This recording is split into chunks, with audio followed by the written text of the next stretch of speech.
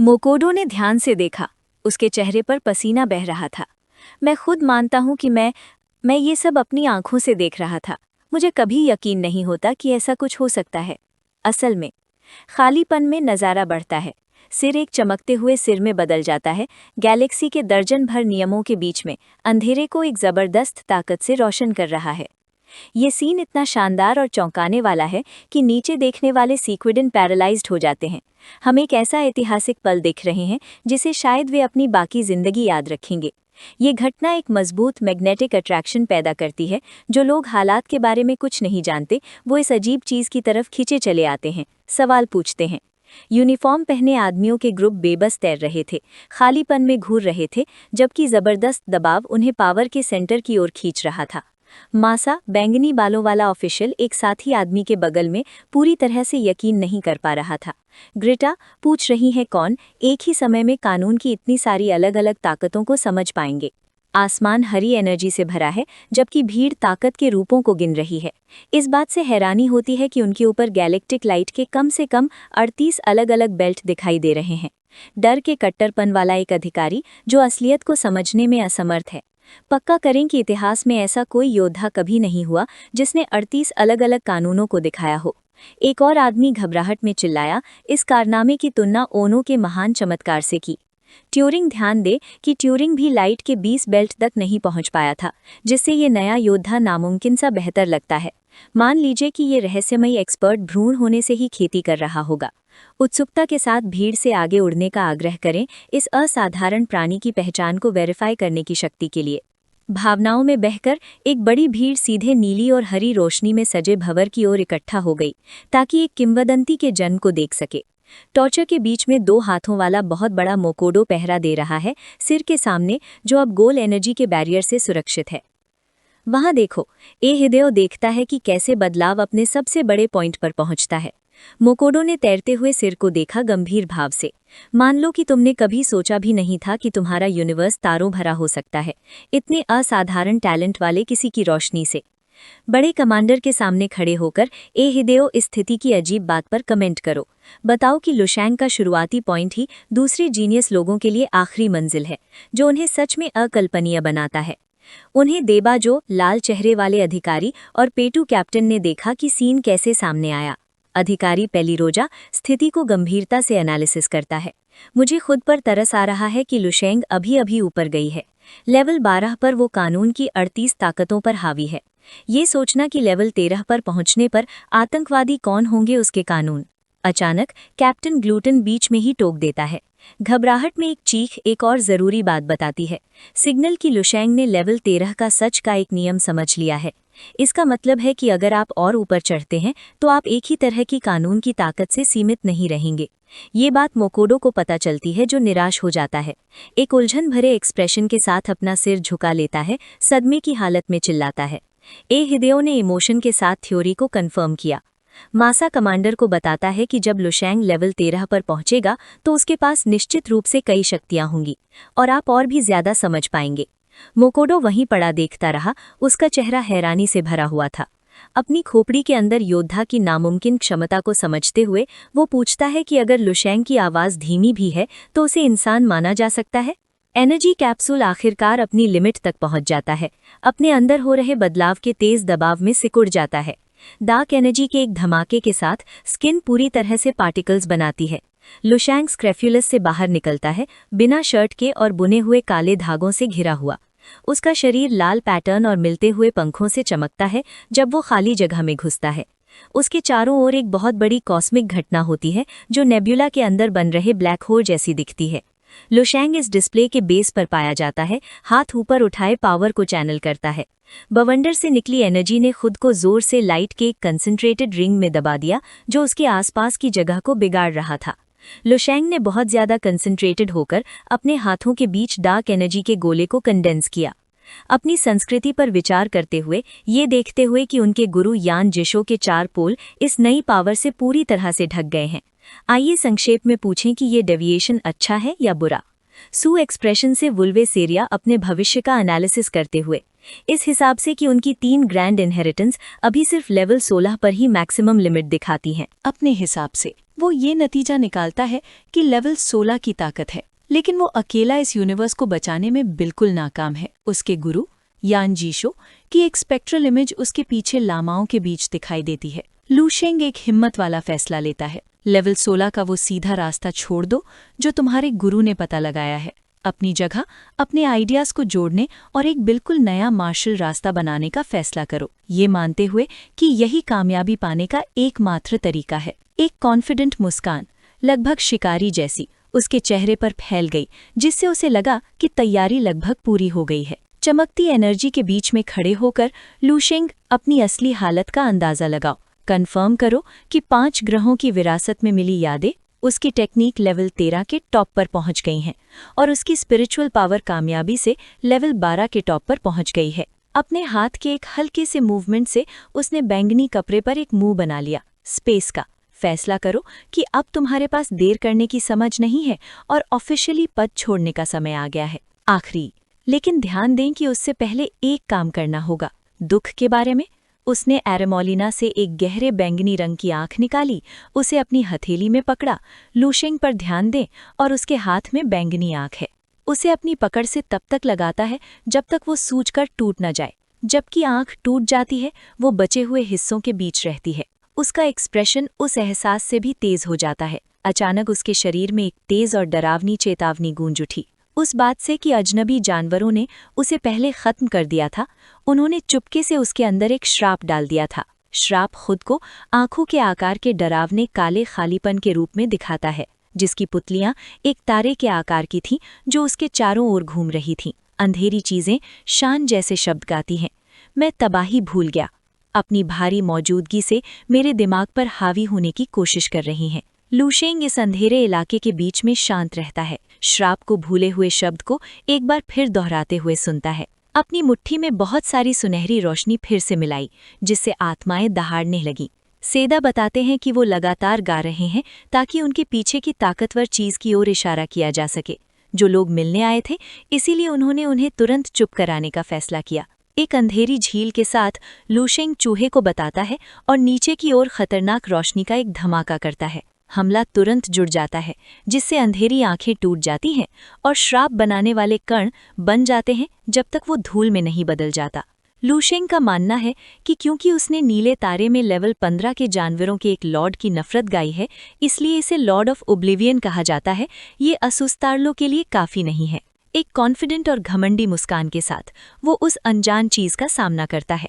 एक कहावत कोट करें जिसमें कहा जाता है कि जब आपके पास बहुत सारे पिस्सू होते हैं तो ये काटने की जगह को कांपने पर मजबूर कर देता है।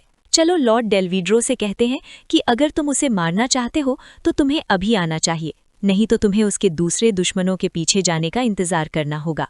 लू शेंग ने सीक्वल को खत्म करते हुए अपनी आंखें बंद कर लीं। लेवल 13 के जानवरों की चेतना उसके दिमाग में भर जाती है। एक बहुत बड़ी आध्यात्मिक शक्ति के साथ फ्यूजन उसकी दिव्य आत्मा के साथ उसकी आंखों के सामने अनगिनत अस्त व्यस्त और बिखरे हुए दृश्य दिखाता है। बुराई के आभा मंडल और इन यादों में मौजूद चरम सीमाओं के बावजूद लू शेंग नहीं बदलता। बैंगनी ऊर्जा से घिरा हुआ खड़ा बस असर महसूस कर रहा है, जैसे बिना पैराशूट के बारिश में चलना। महसूस हो रहा है, लेकिन बहुत ज्यादा नहीं। अपने हाथ को देखते हुए एहसास को एनालाइज करें। ध्यान दें कि ये बहुत कुछ वैसा ही महसूस होता है जब सेल्स म्यूटेट होते हैं। अतीत में उसके शरीर पर पैरासिटाइज किया गया था। ये जान पहचान उसके दिमाग में एक विचार जगाती है, इस बात से कि वो म्यूटेटेड सेल्स के क्लोन को रिमोट से कंट्रोल कर सकता है, जिसे वो अज्योर तारे में छोड़ता है ताकि उसकी स्थिति वेरीफाई कर सके। एकाग्र भाव के साथ लू शेंग ने अपनी 2 उंगलियों से अपने माथे को छुआ, जिससे यूनिवर्स में अपनी चेतना को प्रोजेक्ट करने के लिए उनका कनेक्शन एक्टिवेट हो गया। एक ही पल में उसकी आत्मा अज्योर तारे में पानी के नीचे एक गहरे माहौल में टेलीपोर्ट हो जाती है, बुलबुलों और नीले पानी के बीच दिखाई देती है। उसकी तेज आंखों ने तुरंत एक बड़ी घेराबंदी की मौजूदगी को नोटिस किया।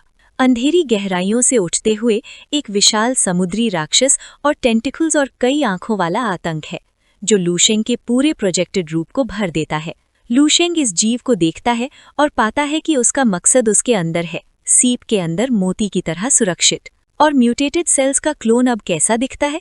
खुद का एक पीला और नंगा वर्जन, जिसके टेंटिकल्स उसके धड़ से जुड़े हैं, जानवर की एनर्जी को लगातार सप्लाई करके। फ्लोटा अपनी दूसरी कार को देखने के लिए पास आया। लुशेंग क्लोन को एनालाइज करता है और कुछ मजेदार बातों का हिसाब देता है। ये बॉडी लेवल 12 पर पहुंच गई है। ध्यान दें कि क्लोन अपने लेवल से भी तेजी से आगे बढ़ा है।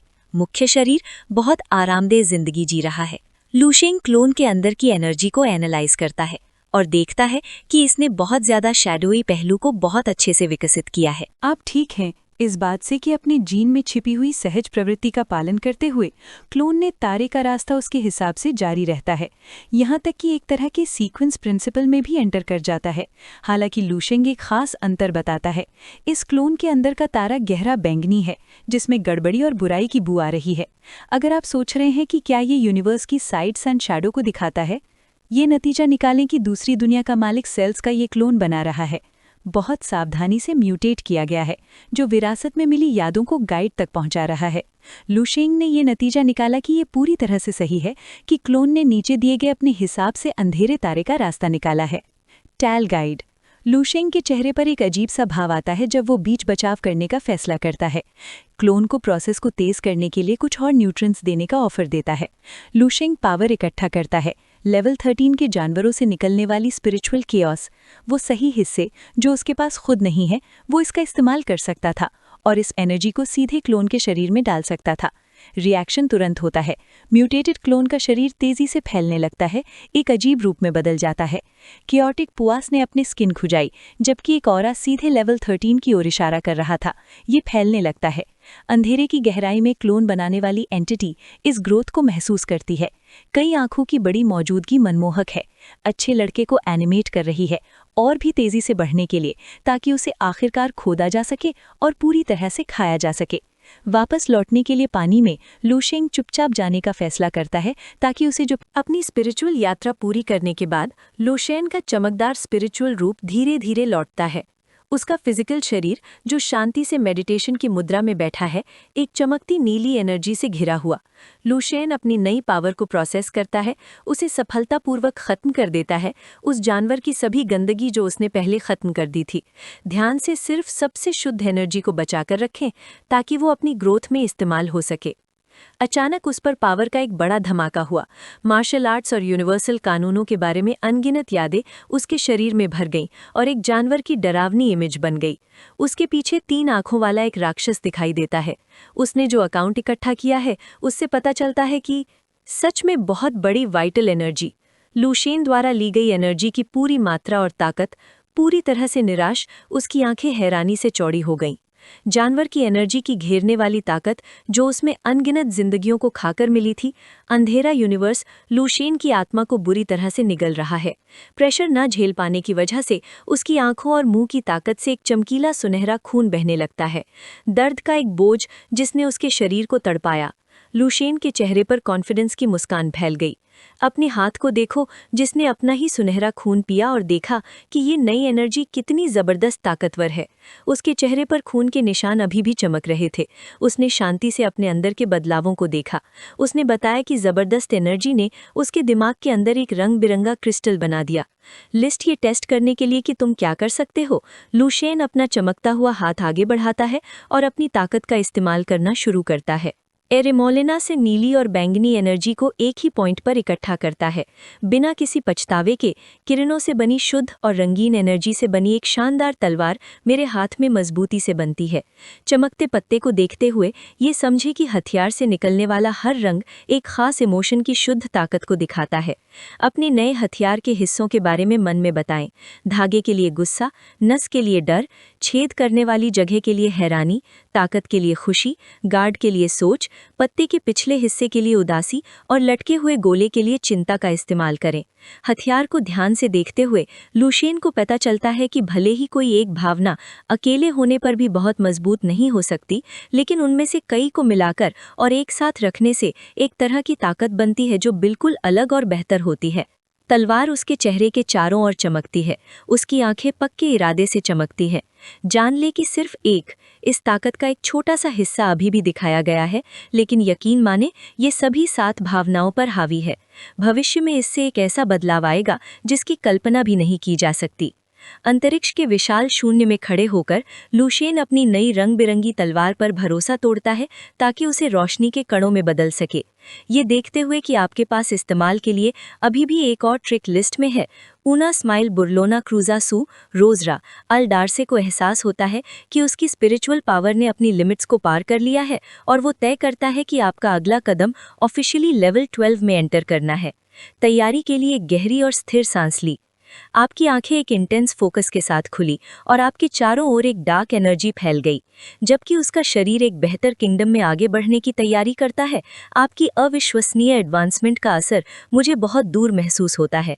बैटलफील्ड जोन के बेस के अंदर पूरी बिल्डिंग हिंसक रूप से हिलने लगती है, जिससे आग भड़क जाती है और पैनिक बढ़ जाता है, जिससे जमीन गिरते ही लोग शॉक में ऊपर देखने लगे। वॉइड में वापसी, कॉस्मिक एनर्जी बड़े पैमाने पर इकट्ठा होती है। चांदी के अनगिनत मैजिक रिंग्स और रोशनी का समंदर विशाल सफेद चमकते सिर को कसकर घेर लेता है।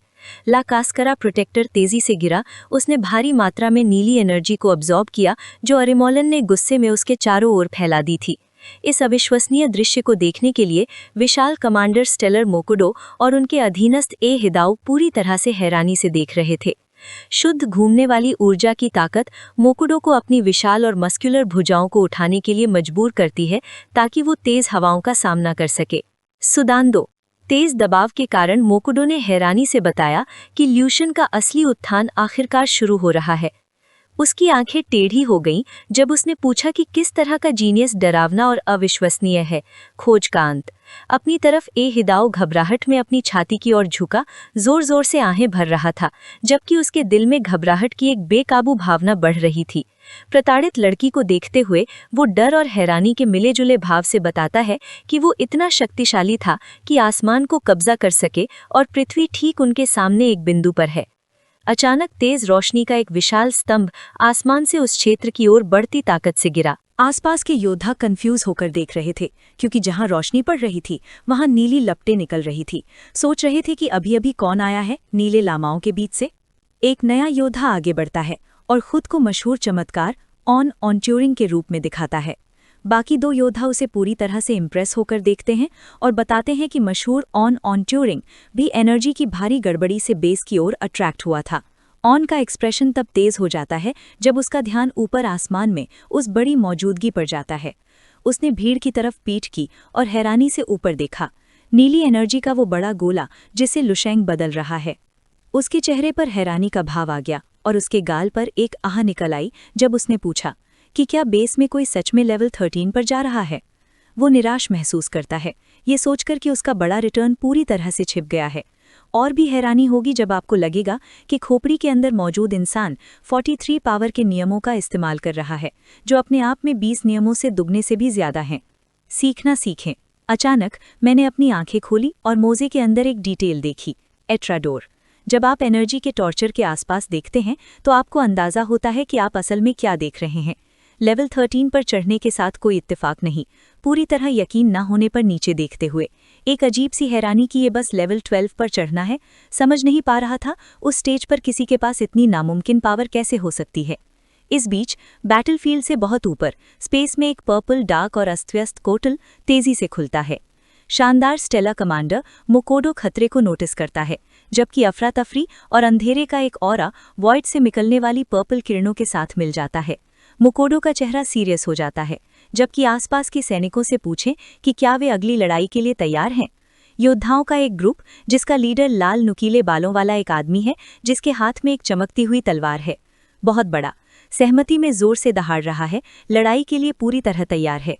मोकोडो अपनी बड़ी मुट्ठी उठाता है और अपने पीछे स्पेस में तैर रहे योद्धाओं की सेना को एक करता है। समझाता है कि हर बार जब कोई होनहार इंसान बड़ी बढ़त बनाता है तो जानवरों का ग्रुप हमेशा हत्यारों को मारने के लिए भेजता है, इसलिए जीनियस की रक्षा करना उनका फर्ज है। मोकोडो को याद आता है कि उसका अपना ऑन ट्यूरिंग का लेवल 12 तक पहुंचना भी ऐसा ही था, लेकिन उसने लुशेंग के टैलेंट को माना। ये असल में मशहूर होनहार से कई गुना बड़ा है। एक खूंखार नज़र से मोकोडो फिर से नए सैनिकों के साथ रीजॉइन करता है, ऐलान करता है कि ये युवा जीनियस की रक्षा के लिए आखिरी लड़ाई है और सभी को आने वाले दुश्मन का सामना करने के लिए तैयार रहने का ऑर्डर देता है। इस बीच बड़ी स्पेस स्टेशन के बेस पर लौटते हुए शोरगुल वाले अलार्म बजने लगे। सोनार तेजी से बजने लगा, जिससे अंदर मौजूद सभी लोगों को खतरे का सिग्नल मिला। एक गंभीर योद्धाओं का ग्रुप, जिसे लाल स्कार्फ पहने एक आदमी लीड कर रहा था, लड़ाई के लिए लिस्ट बना रहा था। लड़ाई की जोरदार आवाजों के साथ अलग अलग योद्धाओं ने खुद को रंगीन एनर्जी की ढालों में लपेट लिया और दुश्मन पर हमला करने के इरादे से खाली जगह की ओर तेजी से बढ़े। इंसानी योद्धाओं की एक बड़ी लाइन, जिसमें भारी कवच, जादुई कपड़े और बड़े हथियार पहने लड़ाके शामिल थे, वे स्पेस में एक साथ रहे, लुशेंग से सजी एक बड़ी झाड़ी के सामने एक मजबूत दीवार बनाते हुए।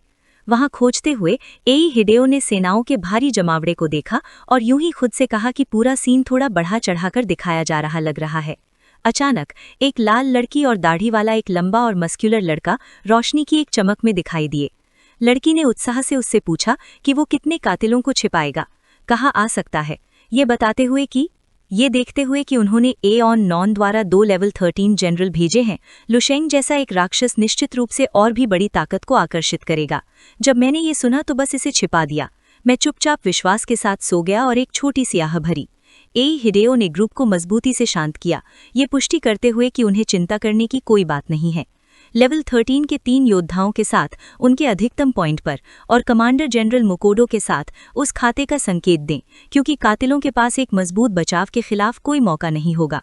हालांकि ग्रुप ने भरोसा किया और अचानक डर ने हमला कर दिया। आसमान की ओर देखो, पूरी तरह से एक नई मौजूदगी से डरा हुआ। मस्क्यूलर टाइप एक सूखी ठंडी अलदार्स खाते में टूट जाता है कि उन्हें दबाने वाली भयानक आभा असल में कमांडर सुप्रीम लेवल 14 की है। आसमान के शीर्ष पर तीव्र बैंगनी किरणें हिंसक रूप से आराम करना शुरू कर देती हैं, जबकि एक अंधेरा और विशाल भंवर अस्त-व्यस्त ऊर्जा के साथ नीचे उतरता है। इससे पहले कि जबरदस्त दबाव ग्रुप को चकनाचूर कर पाता, मुकोडो का बड़ा और चमकदार सुनहरा हाथ नीचे आया और उन्हें उस ताकत से बचाने के लिए एक रुकावट बनाई। सुनहरी रोशनी के पीछे एक बचाव। एई हिडेओ ने घबराकर उसने उस बड़े कमांडर की डरावनी आभा देखी, जिसने जवाब में बस एक गंभीर आवाज निकाली। अपनी चेहरे पर उदासी लिए मोकोलो ने बताया कि उसे कभी उम्मीद नहीं थी कि ये खास आदमी उस पर हमला करेगा। मोकोडो और छोटी इंसानी सेना के ऊपर एक बड़ा गहरे बैंगनी रंग का पोर्टल खुलता है। पूरी तरह से मोकोडो नए आए हमलावर की पहचान सेकारा ईआई बुटे के रूप में करता है। इंसानी स्टार रेस और डरावने जानवरों के ग्रुप के बीच खतरनाक लड़ाई ऑफिशियली शुरू हो जाती है। बिना एक पल की हिचकिचाहट के इंसानी योद्धाओं का एक बहादुर ग्रुप बिना डरे सीधे बड़े अंधेरे पोर्टल की ओर बढ़ता है, अपने हथियार ऊंचे उठाए हुए, जैसे वे अपनी जिंदगी की सबसे बड़ी लड़ाई के लिए तैयार होते हैं। अचानक अंधेरे भंवर की गहरी परछाइयों से 3 ताकतवर लेवल 13 के दुश्मन योद्धा रंगीन रोशनी से बने तेज तीरों की तरह निकलते हैं। वे बिना समय बर्बाद किए तुरंत इंसानी डिफेंडरों की फ्रंट लाइन से एक जबरदस्त और जानलेवा लड़ाई में भिड़ जाते हैं। लड़ाई का मैदान जल्दी ही पूरी तरह से अफरा तफरी में बदल जाता है। लंबा, मजबूत बकरी जैसी दाढ़ी वाला योद्धा अब तेज सुनहरी आग जैसी एनर्जी से चमक रहा है। वो हाई डी दांव के साथ बहुत ज्यादा दबाव में है और बचने के लिए बेताब चालें चलने को मजबूर है, क्योंकि ऊपर से उन पर गहरे बैंगनी रंग की एनर्जी के बड़े जानलेवा हमले हो रहे हैं। पूरे खाली तारों वाले शून्य में हर जगह खतरनाक और खूनी लड़ाई छिड़ जाती है। बहादुर इंसानी योद्धा पंखों वाले शैतानी जानवरों और बड़े सांपों से जोरदार भिड़ंत करते हैं, जो तेज एनर्जी बीम निकाल रहे हैं। पास में बड़ा स्टार कमांडर मोकोटो अपनी जबरदस्त ताकत का इस्तेमाल करके एक बहुत बड़े पीले ड्रैगन जैसे राक्षस के डरावने चटकते जबड़ों से जबरदस्ती जूझता है। इस अफरा तफरी के ठीक बीच में मशहूर टैलेंटेड एओ नोंग ट्यूरिंग एक खतरनाक लड़ाई में उतरता है और एक ऐसे देवता की तरह लड़ता है जिसे कोई नहीं रोक सकता। रूल पावर के 20 टुकड़ों का इस्तेमाल करते हुए, जिसमें उसने पूरी तरह से महारत हासिल कर ली है, वो अपने हाथ उठाता है और आखिरी शैतानी जनरल का सीधा सामना करने के लिए चमकदार सुनहरी आग का एक बड़ा घूमता हुआ गोला बुलाता है। एओ नोंग ट्यूरिंग डरावने ग्रे स्किन वाले सींग वाले राक्षस से जोरदार भिड़ंत करता है। उनके हथियार एक दूसरे पर जबरदस्त ताकत से हमला करते हैं, जिससे सुनहरी और बैंगनी एनर्जी का एक बड़ा जोरदार धमाका होता है जो आसपास की जगह को हिला देता है। इतने ताकतवर और खतरनाक दुश्मन से लड़ने के बावजूद एओ नोंग ट्यूरिंग का मन जलन की तेज भावना से बहुत ज्यादा भटका हुआ है। बहुत ज्यादा गुस्से में और साफ तौर पर निराश दिखते हुए वो सोचता है कि कैसे वो स्टार सेक्टर्स का अकेला बिना किसी शक के लेजेंड हुआ करता था। लॉर्ड मोकोटो ने पर्सनली उसकी तारीफ की थी, कम से कम तब तक जब तक ये नया रहस्यमयी टैलेंट अचानक एक नामुमकिन 43 रूल के टुकड़ों के साथ नहीं आ गया। जैसे जैसे वो लड़ता रहता है, उसके विचार पूरी तरह से उस चमकते नीले कोकून पर टिके रहते हैं जो दूर से तेज एनर्जी निकाल रहा है। वो गुस्से में खुद से तय करता है कि वो उस कोकून के अंदर छिपे किसी भी व्यक्ति से कमतर नहीं बनना चाहता, खासकर तब जब उनके अचानक आने से उसका सबसे बड़ा जीनियस होने का गर्व पूरी तरह से टूट गया। अपनी पूरी शारीरिक और मानसिक सीमा तक धकेले जाने पर एओ नोंग ट्यूरिंग आखिरकार अपना आपा खो देता है। उसकी आंखें एक तेज सफेद रोशनी से चमकने लगती हैं क्योंकि वो गुस्से में अपने दुश्मन को मरने के लिए चिल्लाता है, अपनी अब तक की सबसे खतरनाक और शक्तिशाली टेक्निक इस्तेमाल करने की तैयारी कर रहा है। वो अंधेरे तारों वाले खालीपन में धधकती सुनहरी एनर्जी की एक बहुत बड़ी जबरदस्त बौछार करता है, जिससे जोरदार धमाके सीधे उस डरावने राक्षसी जानवर की ओर जाते हैं। ये बहुत ज्यादा ताकतवर और खतरनाक हमला ग्रे स्किन वाले सींग वाले राक्षस जनरल पर सीधे लगता है, जिससे जलती हुई आग और तेज रोशनी का एक पूरी तरह से अंधा कर देने वाला धमाका होता है। अचानक हुए हमले की बहुत ज्यादा और खतरनाक ताकत राक्षस को पूरी तरह से दबा देती है। उसका मजबूत शरीर असल में घुलने और जलने लगता है, जो तेज नीली और गहरी बैंगनी एनर्जी के एक बेतहाशा घूमते हुए माहौल में फंस जाता है। हमले का दबाव इतना तेज और खतरनाक होता है कि राक्षस का चेहरा और बड़ी सींग सचमुच फटने और टूटने लगते हैं। दूर से ताकत का ये जबरदस्त प्रदर्शन देखकर छोटे नारंगी बालों वाली लड़की हैरान और इम्प्रेस दिखती है। वो मन ही मन सोचती है कि एओ नोंग जैसे मशहूर और टैलेंटेड इंसान से हर कोई ऐसे ही खतरनाक हमले की उम्मीद करता है। उसी समय लड़ाई के मैदान के एक बिल्कुल अलग तरफ हाई जी दाओ अपनी जगह बनाए रखने के लिए जोरदार लड़ाई करता है। वो अपनी तेज तलवार का इस्तेमाल करके एक अलग बिना चेहरे वाले डेमन जनरल के भारी और जबरदस्त हमले को मुश्किल से रोकता है, जिससे गहरे बैंगनी रंग की एनर्जी निकलती है। जैसे ही उसे जोर से पीछे धकेला जाता है, वो मन ही मन इन लेवल 13 जनरलों की सच में डरावनी और जबरदस्त शारीरिक ताकत को नोटिस करता है।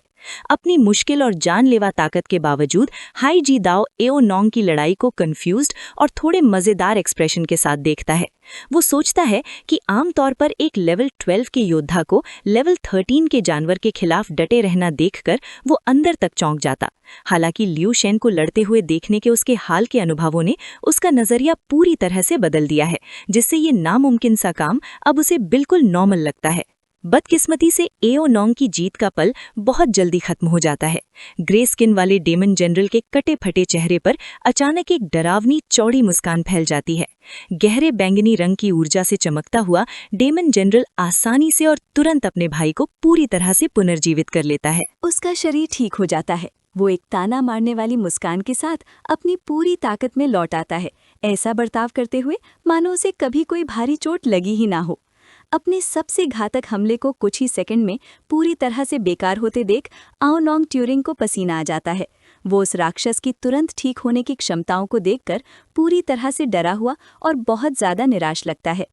फिर भी अपनी मौजूदा घबराहट के बावजूद ये बात कि वो सिर्फ लेवल 12 का शरीर होते हुए भी लेवल 13 के जानवर को घेरने और उसे भारी नुकसान पहुंचाने में कामयाब रहा, अपने आप में एक बेहद दुर्लभ और गर्व करने लायक उपलब्धि है। लेकिन हकीकत कड़वी है। उसके विनाशकारी और शक्तिशाली हमले के बावजूद वो दानव सेनापति उसके सामने मजबूती से खड़ा है, जिसे कोई असली या स्थायी नुकसान नहीं पहुंचा है।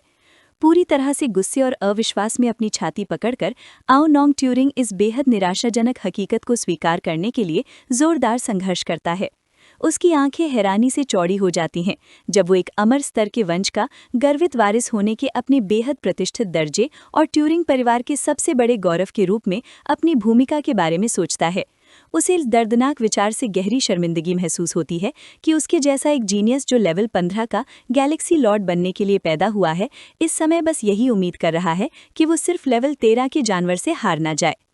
हार मानने और पराजय स्वीकार करने से पूरी तरह इनकार ना करते हुए आओ नोंग ट्यूरिंग अपनी मुट्ठी कसकर भींच लेता है, जो अचानक तेज गर्म सुनहरी लपटों से जल उठती है। पूरे दृढ़ संकल्प के साथ चीखते हुए वो अपने अमर वंश की असली छिपी हुई शक्ति को जोरदार तरीके से जगाता है। इससे उसके पूरे शरीर के चारों ओर आग जैसी ऊर्जा का एक विशाल और आंखों को चौंधिया देने वाला विस्फोट होता है। हालांकि खुद को अपनी शारीरिक सीमाओं की हद तक धकेलने के बावजूद वो मन ही मन इस दर्दनाक सच को स्वीकार करता है कि उसके और लेवल 13 के सेनापति के बीच असली ताकत में अभी भी एक ऐसी खाई है जिसे पाटा नहीं जा सकता। आओ नोंग टेरिंग अपने विरोधी पर आग जैसे मुक्कों की एक तेज जोरदार बौछार करता है, लेकिन भूरे रंग की चमड़ी वाला सींगों वाला दानव सेनापति अपनी विशाल तलवार से हर एक वार को आसानी से रोक लेता है, जिससे वो युवा जीनियस उसे कोई भी गंभीर चोट पहुंचाने में पूरी तरह से नाकाम रहता है। अचानक आओ नोंग की चमकती आंखें पूरी तरह से हैरानी से चौड़ी हो जाती हैं जब एक रहस्यमयी गूंजती हुई आवाज सीधे उसके अपने दिमाग के अंदर उसका नाम पुकारने लगती है। वो जहां है वहीं पूरी तरह से जम जाता है और अपने जोरदार हमले को बीच में ही रोक देता है। एक अजीब और डरावनी आवाज उसे लुभाते हुए पूछती है कि क्या वो एक बहुत बड़ी और बेजोड़ शक्ति पाना चाहता है। तारों से भरे खालीपन में पूरी तरह से स्थिर तैरते हुए और एक चमकते नीले घेरे में लिपटे आओ नोंग ट्यूरिंग पूरी घबराहट और गहरे असमंजस में चारों ओर देखते हैं। वो जोर से चिल्लाते हैं, ये जानने की मांग करते हुए कि परछाइयों से उनसे कौन बात कर रहा है। वो रहस्यमयी आवाज शांति से आओ नोंग ट्यूरिंग को ऊपर देखने का आदेश देती है। अभी भी गहरे असमंजस में और अपने मन में अचानक हुई इस घुसपैठ से हिले वो धीरे धीरे अपना सिर ऊपर उठाते हैं। जैसे ही वो तारों से भरे खालीपन में गहराई से देखते हैं, ऊपर चमकती नेबुला से अचानक दो विशालकाय ब्रह्मांडीय आंखें प्रकट होती हैं। वो अलौकिक सत्ता लापरवाही से उन्हें बताती है कि उन्हें बहुत अधिक शक्ति प्रदान करना उसके लिए एक बेहद आसान काम है। उस विशाल चमकती आंख का एक क्लोजअप दृश्य स्पष्ट रूप से उस अजीब प्राणी के विशाल पैमाने और वास्तव में भयानक प्रकृति पर जोर देता है जो इस समय उस युवा मेधावी का सामना कर रहा है। वे विशाल चमकती आंखें आओ नोंग की छोटी सी आकृति के ऊपर भारी भरकम ढंग से छाई हुई हैं। वो सत्ता प्रतिद्वंदी मेधावी के पास मौजूद 43 नियम खंडों को कम तरांकती है और गर्व से दावा करती है कि वो आओ नोंग को पलक झपकने में सैकड़ों या यहाँ तक कि हजारों खंडों में महारत हासिल करने में आसानी से मदद कर सकती है। इन दावों से पूरी तरह से सन्न होकर चुप रहे आओ नोंग ध्यान से सुनते हैं जब वो चमकता प्राणी उन्हें वो सब कुछ देने की पेशकश करता है जिसकी वो कभी इच्छा कर सकते हैं। वो वादा करता है कि वो उन्हें तेजी से 13वें लेवल तक पहुंचने, ब्रह्मांडीय नियमों में पूरी तरह से महारत हासिल करने या यहाँ तक कि जादुई रूप से उनकी पहले से ही प्रतिष्ठित रक्त वंशावली को पौराणिक सम्राट स्तर तक उन्नत करने में मदद करेगा।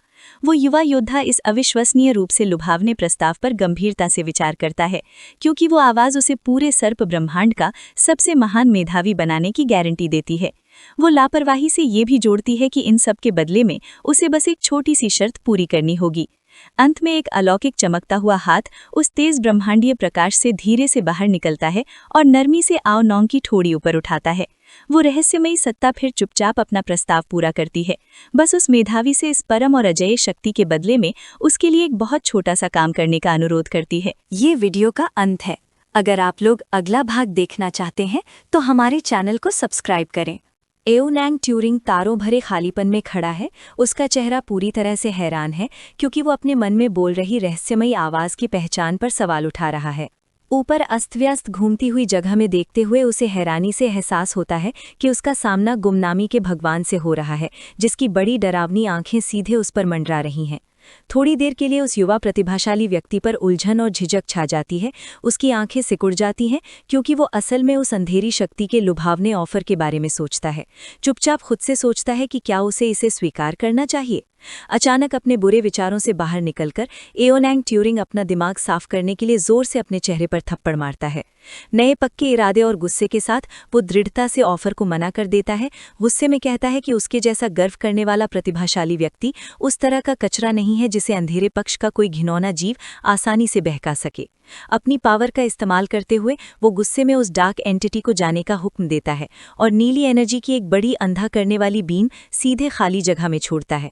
जबरदस्त धमाका ऊपर आसमान में होता है जिससे डार्क कॉस्मिक स्पेस में चमकती दरारों का एक बड़ा नेटवर्क बन जाता है और मेंटल इल्यूजन टूट जाता है।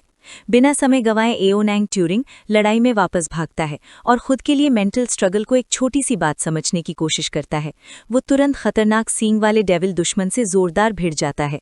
जैसे ही वे लड़ते हैं, सफ़ेद डेविल गुस्से से मुस्कुराता है, डार्क साइड की मैनिपुलेशन जारी रखते हुए बताता है कि कोकून के अंदर का जीनियस आओ नोंग ट्यूरिंग की सारी चीज़ें चुराने वाला है। वो जीव सवाल करता है कि युवा योद्धा एक दुश्मन को बचाने के लिए अपनी जान जोखिम में क्यों डालेगा, जबकि डार्क साइड में शामिल होने से अरबों गुना ज्यादा इनाम मिलता है। डेविल अपनी मैनिपुलेटिव बातों के बाद एक जोरदार चमकता हुआ वार करता है, जिससे युवा योद्धा घायल हो जाता है, जिससे वो पसीने से तरबतर हो जाता है और हमले से बचने के लिए जोर लगाता है। वार की जोरदार ताकत से एओनैंग ट्यूरिंग तारों वाली जगह से पीछे धकेल दिया जाता है, जबकि डेमन उसके बिना स्वार्थ के लिए गए फैसले को समझने में अपनी असली नाकाबिलियत दिखाता है। नुकसान उठाने और भारी साइकोलॉजिकल असर सहने के बावजूद एओनैंग ट्यूरिंग पूरी तरह चुप रहता है, एक पस्त लेकिन पक्के चेहरे के साथ अपनी जगह पर डटा रहता है। इस अफरा तफरी वाली लड़ाई के बीच एओनैंग ट्यूरिंग का ध्यान कुछ देर के लिए भटक जाता है, जब उसे अपने पीछे कुछ दिखता है। वो ऊपर देखता है और ये जानकर हैरान रह जाता है कि वो उस बड़े चमकते नीले कोकून के कितने करीब आ गया है। बड़े बैटलफील्ड में चारों ओर नजर डालते हुए वो देखता है कि स्टार सुप्रीम कमांडर मोकोटो अभी एक अनजान डायमेंशन में लॉर्ड ऑफ ओब्लिवियन से लड़ रहा है। वो ये भी देखता है कि उसके साथी अपनी अपनी लड़ाइयों में पूरी तरह से लगे हुए हैं। ये देखकर कि हर कोई अपने अपने दुश्मनों से पूरी तरह से भटका हुआ है, एओनैंग ट्यूरिंग को एहसास होता है कि बैटलफील्ड में कोई भी उसकी तरफ ध्यान नहीं दे रहा है। उसके चेहरे पर एक खतरनाक साया छा जाता है जब उसके दिमाग में एक धोखेबाज आइडिया घर कर जाता है और वो अपनी लड़ाई को कमजोर कोकून के थोड़ा और करीब ले जाने के बारे में सोचता है। वो ठंडे दिमाग से अपने बुरे इरादों को सही ठहराता है, ये सोचकर कि अगर वो जानबूझकर लेवल 13 के डेमन के हमले से समय पर नहीं बचता तो कोकून को होने वाला कोई भी नुकसान एक जरूरी हादसा मान लिया जाएगा। एक शैतानी चमकती मुस्कान के साथ वो खुद से मानता है कि वो अंधेरी चीज असल में एक बात में सही थी।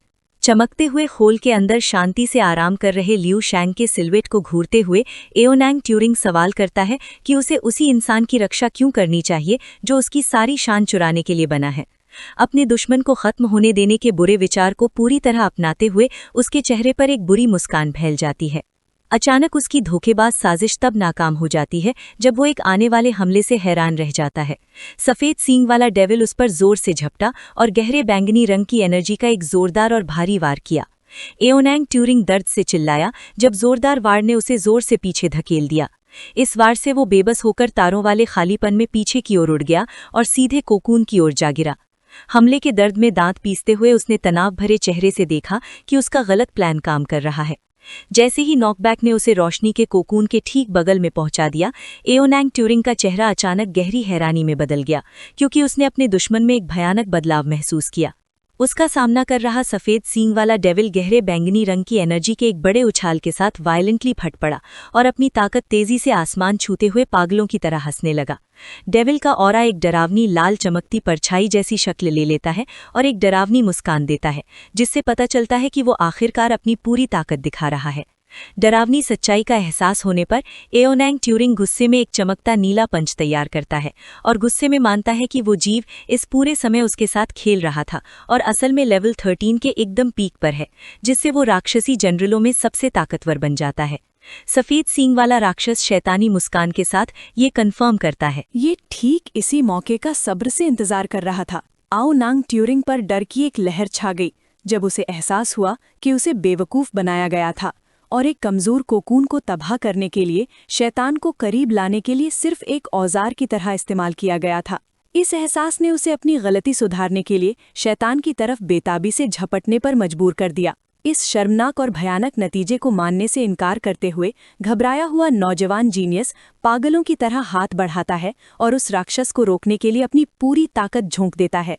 हालांकि शैतान बस अपनी एक चमकती हुई उंगली उसकी तरफ करता है और उस नौजवान योद्धा का ठंडे लहजे में मजाक उड़ाता है, जैसे वो कोई मामूली कीड़ा हो जो उसकी सबसे बड़ी योजना को रोक ही नहीं सकता।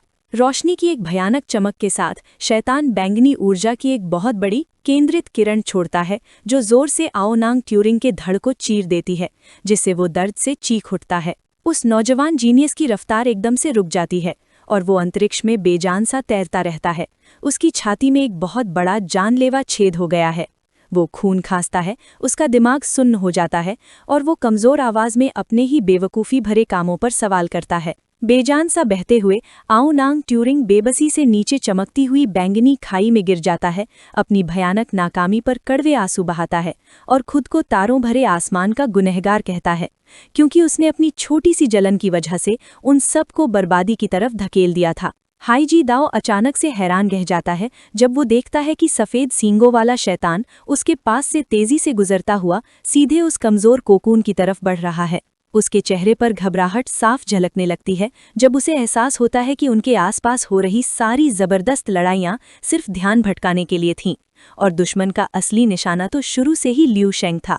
उस नौजवान जीनियस को बचाने के लिए बेताब हाई जी दाओ आगे बढ़ने की कोशिश करता है, लेकिन एक बिना चेहरे वाला शैतान उसे जोर से रोक लेता है और उस पर काली ऊर्जा का एक जोरदार वार करता है। हाई जी दाओ गुस्से से शैतान के इस सोचे समझे जाल को कोसता है। इस बीच एक अंधेरे डरावने आयाम में जो तैरती हुई चमकती लाल क्रिस्टल जैसी आंखों से भरा हुआ है, लॉर्ड ऑफ ऑब्लिवियन यानी विनाश का स्वामी शैतानी अंदाज में हंसता है, ये महसूस करते हुए कि उनका सबसे बड़ा मकसद आखिरकार उनकी पहुंच में आ गया है। तारों भरे युद्ध के मैदान में वापस आकर सफेद सींगों वाला शैतान अपनी मुट्ठी में गहरी बैंगनी ऊर्जा भरता है और अपने शिकार की मौत की गर्जना करते हुए सीधे उस बेसहारा कोकून पर झपट पड़ता है। राक्षस के नुकीले पंजे जोर से चमकते हुए नीले कवच से टकराते हैं। तुरंत ही वो कोकून टूटकर बिखर जाता है और उसमें से एक विशाल घूमता हुआ आंखों को चौंधिया देने वाली सफेद और नीली रोशनी का भंवर फूट पड़ता है। हालांकि उस दानव का विनाशकारी वार बिना किसी मेहनत के वहीं रुक जाता है। उस तेज रोशनी में से एक इंसानी हाथ बाहर निकलता है जो उस भारी वार को बड़ी आसानी से सिर्फ एक उंगली से रोक देता है। ये देखकर वो दानव सेनापति पूरी तरह से सदमे और असमंजस में जम सा जाता है। लियू शेंग आत्मविश्वास से मुस्कुराता है और मन ही मन सोचता है कि उसे इस खास तकनीक का इस्तेमाल किए हुए बहुत लंबा समय बीत गया है। बड़ी सहजता और अचूक सटीकता के साथ लियू शेंग का हाथ उस चमकती रोशनी से बाहर निकलता है और सीधे उस सफेद सींगों वाले दानव के माथे पर तारों जैसी शक्ति से भरा एक छोटा सा केंद्रित झटका देता है। उस दानव सेनापति की आंखें घोर आतंक और असमंजस से चौड़ी हो जाती हैं। वो उस पर पड़ने वाली जबरदस्त शक्ति को बिल्कुल भी नहीं समझ पाता। विनाशकारी ऊर्जा का एक आंखों को चौंधिया देने वाला खंबा सीधे उस राक्षस के शरीर के बीच से आर पार निकल जाता है और उसे पूरी तरह से पछाड़ देता है। वो राक्षस जोर से चीखता है और मानने से इनकार करता है। ये जिद करता है कि ऐसा होना असंभव है। उस लेवल 13 के दानव का अविश्वसनीय रूप से कठोर शरीर उस छोटे से वार के कारण तुरंत ही जोर से चटकने और टूटने लगता है। उंगली के उस छोटे से झटके की जबरदस्त शक्ति के कारण एक विशाल आंखों को चौंधिया देने वाला धमाका होता है, जिससे तारों भरे वो युद्ध का मैदान जोर से हिल जाता है। जैसे ही वो तेज रोशनी फीकी पड़ती है और स्पेस की धूल नीचे बैठने लगती है, लियू शेंग की काली परछाई उस घूमते हुए मलबे के बीच पूरी तरह से सुरक्षित खड़ी दिखाई देती है। पास ही इंसानी सैनिकों का एक समूह शक्ति के उस शानदार प्रदर्शन को देख रहा होता है।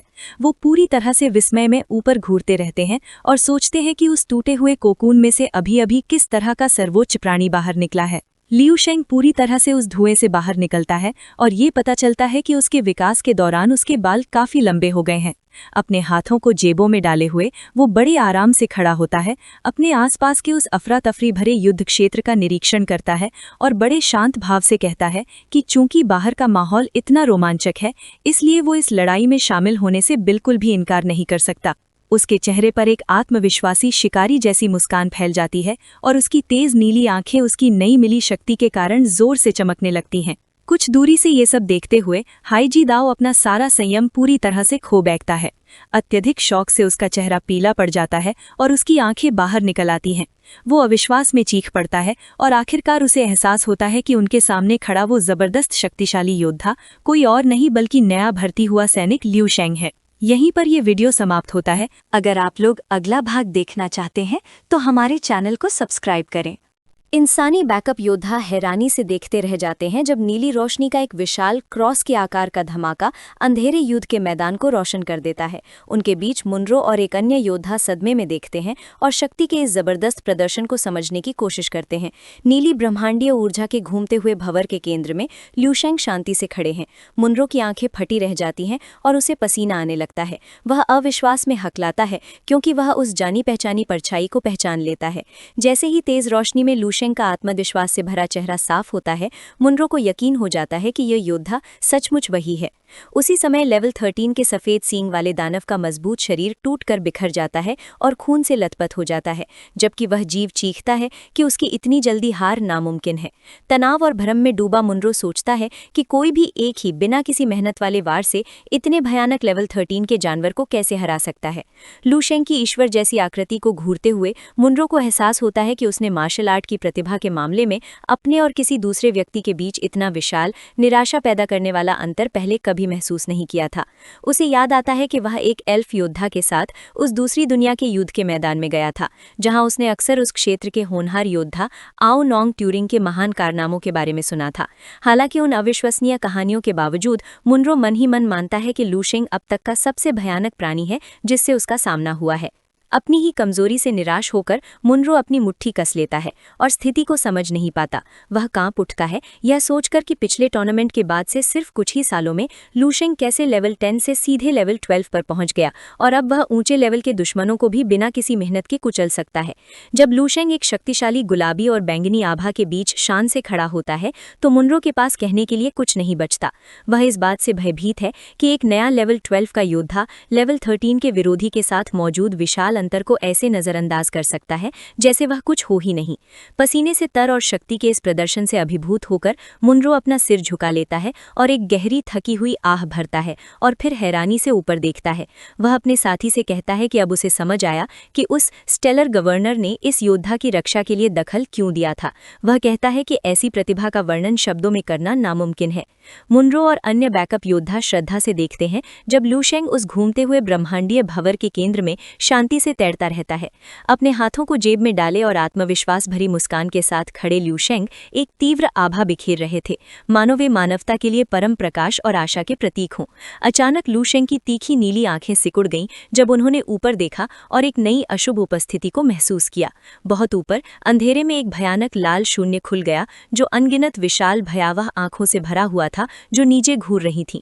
इस दृश्य से विचलित हुए बिना लू शेंग ने शांत भाव से अपना हाथ उठाया, ब्रह्मांडीय शक्ति का उपयोग करते हुए नीली और सफेद ऊर्जा का एक चमकदार ब्लेड बनाया और अपने तीव्र क्रोध का उपयोग करके उसकी धार को तेज किया। उन्होंने अपना चमकता हुआ हाथ ऊपर उठाया, प्रकाश की विशाल तलवार प्रकट की और अपनी आश्चर्यबोधक क्षमता का उपयोग करके उसकी भेदी नोक को तेज किया। अपना हथियार तैयार करके लू शेंग ऊपर की ओर छलांग लगाई, नीली ऊर्जा की एक चकाचौंध भरी लकीर के रूप में हवा में तेजी से आगे बढ़े। आत्मविश्वास भरी मुस्कान के साथ लू इन भयानक ब्रह्मांडीय प्राणियों को घूरता है और व्यंग्यात्मक रूप से उनसे पूछता है कि वे क्या देख रहे हैं। बिना समय गवाए वह तेजी से हमलों की बौछार करता है, अपनी ऊर्जा तलवार को घुमाते हुए अंधेरे शून्य में चमकदार नीले रंग की धारियों का एक अराजक जाल बनाता है। विशाल लाल ब्रह्मांडीय आंखें अचानक हमले से अचंभित रह जाती हैं। हमले की अत्यधिक गति से उनकी पुतलियां सदमे से सिकुड़ जाती हैं। हमले की शक्ति को सहन करने में असमर्थ विशाल लाल आंखें चकाचौंध कर देने वाले प्रकाश के नीचे फट जाती हैं। नीली धारियों का जाल एक विशाल चकाचौंध कर देने वाले विस्फोट में बदल जाता है, ब्रह्मांडीय प्राणियों को नष्ट कर देता है और तारों भरे अंतरिक्ष को रोशन कर देता है। विस्फोट की शक्तिशाली आघात लहर पास के मानव सहायक योद्धाओं के एक समूह को आश्चर्य और विस्मय से पीछे की ओर उड़ा देती है। जैसे ही ऊर्जा शांत होती है, लू शेंग शून्य में शांति से खड़ा होता है, जो चमकती आंखों वाले तैरते हुए हीरे जैसे आकार के बैंगनी क्रिस्टलों से घिरा होता है। प्राणियों के बचे हुए टुकड़े उसे कोसते हैं, हालांकि उनकी धमकियां बेअसर हैं और बैंगनी क्रिस्टल जैसी आंखें धीरे धीरे तारों भरे आकाश में विलीन हो जाती हैं, जैसे कसम खा रही हों कि वे उसे कभी माफ नहीं करेंगी। उनकी धमकियों से बेपरवाह लू शेंग आत्मविश्वास से मुस्कुराता है और ताना मारता है कि चूंकि उसने उनके एक सेवक का वध किया है, इसलिए उसे इस तरह घूरने का कोई अधिकार नहीं है। अपने हाथ को देखते हुए लू शेंग का चेहरा गंभीर हो जाता है। वह उस बोझ पर विचार करता है जिसे वह नीले तारे के लिए नियत प्रलय के बारे में जानने से ढो रहा है। अपनी दुनिया को बचाने की उसकी बेतहाश भैक हमेशा एक भ्रम जैसी लगती थी, जैसे कोई बेवकूफ आदमी पहाड़ को हिलाने की कोशिश कर रहा हो। लेकिन उसकी तेज नीली आंखों में एक नया दृढ़ निश्चय चमक उठता है जब वह देखता है कि अब हालात बदल चुके हैं। वह स्वयं को गहरे रंग के क्यूब से बनी एक विशाल सीढ़ी के सबसे निचले पायदान पर खड़ा देखता है, जो ऊपर एक दिव्य रोशनी की ओर जाती है। उसे एहसास होता है कि उसका अंतिम लक्ष्य अब उसकी पहुंच में है। उसे यकीन है कि अब वह अपनी दुनिया को बचाने की उस असंभव कल्पना को सच कर सकता है। उसके चेहरे पर एक आशा भरी मुस्कान खिल उठती है जब वह यह स्वीकार करता है कि उसकी लेवल 12 की शक्ति अभी भी लेवल 15 के शिखर से काफी दूर है। अचानक उसकी आंखें एक जटिल सुनहरे मैजिकल घेरे के साथ जोर से चमक जाती हैं। वह इस निष्कर्ष पर पहुंचता है कि उसकी यह नई शक्ति उसे ऐसा करने में सक्षम बनाएगी। उसे कुछ छिपे हुए सत्यों को देखने के लिए प्रेरित करता है। जैसे ही लू शेंग के शरीर में मौजूद 50 लाख अमर कोशिकाएं एक साथ प्रज्वलित होती हैं, एक असीम और भयानक शक्ति उसके अस्तित्व को भर देती है। उसके चेहरे पर एक आत्मविश्वास भरी मुस्कान आ जाती है जब वो देखता है कि हाल ही में मिली इस सफलता के बिना ये शक्ति उसके शरीर को टुकड़े टुकड़े कर देती, लेकिन अब वो इसे संभालने में सक्षम है। अपनी ऊर्जा को केंद्रित करते हुए लू शेंग अपने सीने में धधकती हुई शक्ति को केंद्रित करता है। वो तारों भरे आकाश में दीप्तिमान प्रकाश और अग्नि का एक चकाचौंध कर देने वाला विस्फोट करता है, जिससे एक विशाल आघात तरंग उत्पन्न होती है जो अपने रास्ते में आने वाले सभी को उड़ा ले जाती है।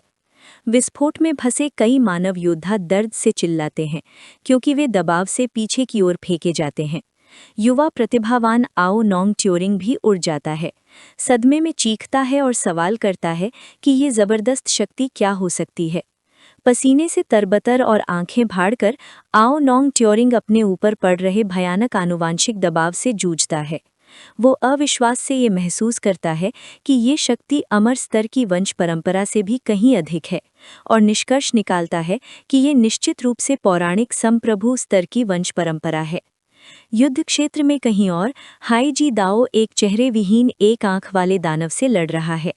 हाई जी दाओ के चेहरे पर एक उत्साहित मुस्कान फैल जाती है और उसकी बैंगनी आंखें चमक उठती हैं, जिससे आओ नोंग का संदेह पुष्ट होता है और वो घोषणा करता है कि ऐसी आभा केवल संप्रभु स्तर की वंश परंपरा की ही हो सकती है। एक भयंकर चीख के साथ हाई जी दाओ अपनी चमकती नीली तलवार को विनाशकारी बल से घुमाता है और शक्तिशाली दानव को दो हिस्सों में काट देता है। अपने प्रहार के बाद के प्रभाव से लथपथ हाई जी दाओ मुस्कुराता है और दुश्मन को शेखी बघारता है कि उनके क्षेत्र ने एक संप्रभु स्तर के प्रतिभाशाली व्यक्ति को जन्म दिया है और राक्षसों को कांपने का आदेश देता है। लू शेंग की शक्ति के लाल प्रकाश में नहाए हुए भयानक राक्षसों और दानवों का एक समूह आतंक से घूर रहा है। नव उन्नत मानव योद्धा की जबरदस्त उपस्थिति से स्तब्ध हैं। ब्रह्मांडीय युद्ध क्षेत्र के बीच लू शेंग अपनी प्रचंड ऊर्जा को प्रवाहित करता है और अपने मुख्य अनुक्रम तारा रूप स्वर्ण कौवे का आह्वान करता है। चकाचौंध कर देने वाले प्रकाश के विस्फोट के साथ वो सुनहरी लपटों से बने एक विशाल राजसी फीनिक्स को प्रकट करता है। प्रचंड ऊर्जा एक जलते हुए भंवर में बदल जाती है क्योंकि लपटें आपस में विलीन और केंद्रित होने लगती हैं। एक विशालकाय अग्नि पक्षी का रूप बनता है जो अपने जलते हुए पंख फैलाता है और चारों ओर जबरदस्त न रुकने वाली गर्मी बिखेरता है। चमकदार गोल्डन क्रो की एक तेज चीख के साथ अनंत आग की एक विनाशकारी लहर फूट पड़ती है जो तुरंत 1,00,000 किलोमीटर के दायरे में मौजूद सभी जानवरों को भस्म कर देती है। वे भयानक राक्षस उन चौंधिया देने वाली लपटों में घिर जाते हैं। वे दर्द से चीखते हैं और पल भर में जलकर काली राख बन जाते हैं। इस हमले के बाद गोल्डन क्रो की अग्नि ऊर्जा वापस लू शेंग के शरीर में समा जाती है। जब वो आगे कदम बढ़ाता है तो लाल और सुनहरी लपटों का एक तेज और चमकीला घेरा उसे अपने आगोश में ले लेता है। उसके चेहरे पर आत्मविश्वास भरी मुस्कान फैल जाती है। वो सोचता है कि दुश्मन का छिपा रहना कोई बुरी बात नहीं है क्योंकि वो अपनी असली ताकत को आजमाने का एक मौका चाहता था।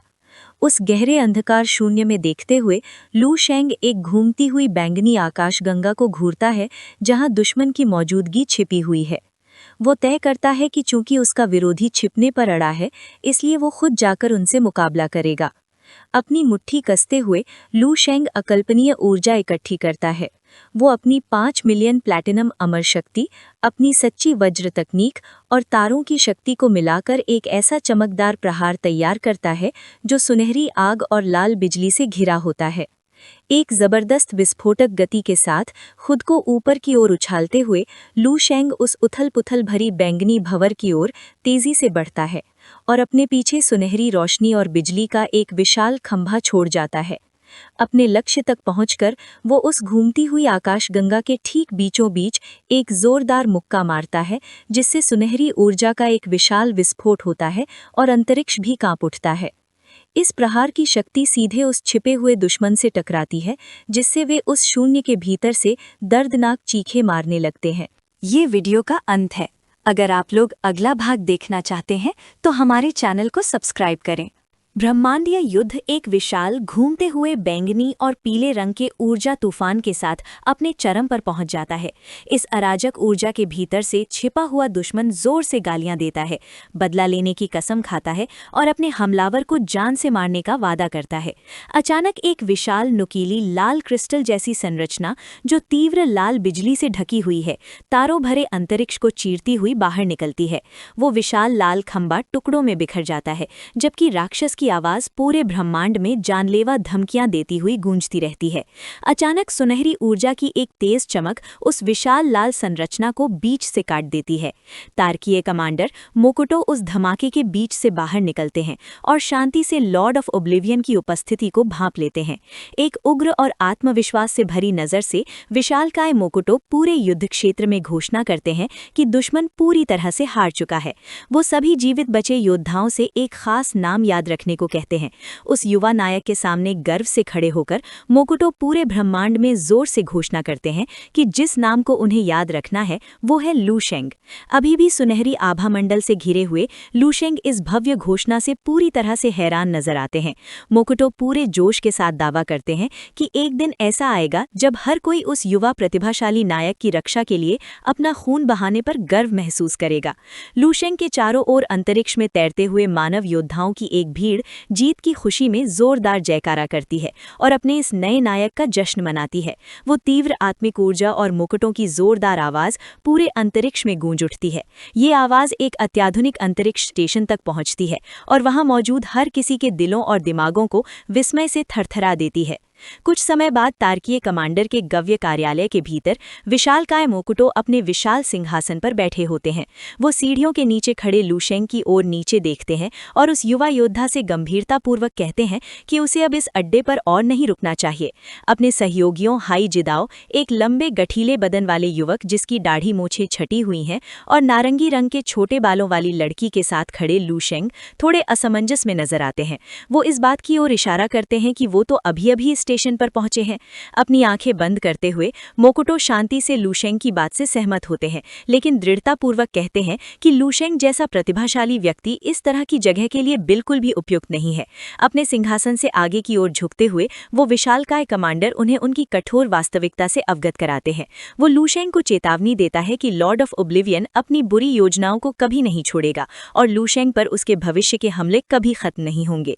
उस विशाल कमांडर की ओर देखते हुए लू शेंग कहता है कि खतरे के बावजूद वो असल में लॉर्ड ऑफ ओब्लिवियन को चोट पहुंचाने में कामयाब रहा।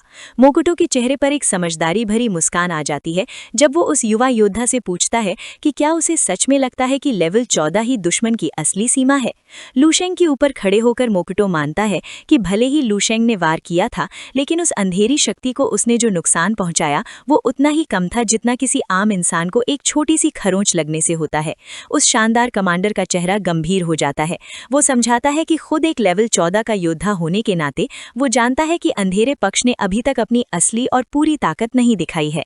वो ये भी मानता है कि युद्ध के मैदान में इतने सारे निचले रैंक के योद्धाओं के होने के कारण वो पूरी तरह से हमला शुरू करने का जोखिम नहीं उठा सकता था। एक तीखी नज़र के साथ मोकुटो एक गंभीर चेतावनी देता है। वो कहता है कि अगली बार जब वो अंधेरी शक्ति लू शेंग को देखे भी तो उसे मारने के लिए वो अपनी पूरी ताकत लगा देगी। अपनी बात साफ करते हुए मोकुटो लू शेंग की तारीफ करता है और उसे अपने 100 तारों वाले क्षेत्रों के इतिहास का सबसे महान प्रतिभाशाली योद्धा बताता है। लू शेंग पूरी तरह से चुप रहता है और एक हल्की ऊर्जा की चमक से घिरा रहता है, जबकि मोकुटो समझाता है कि उसका असली युद्ध का मैदान आखिरकार एक पूरा तारामंडल या शायद एक पूरा तारों वाला क्षेत्र होगा।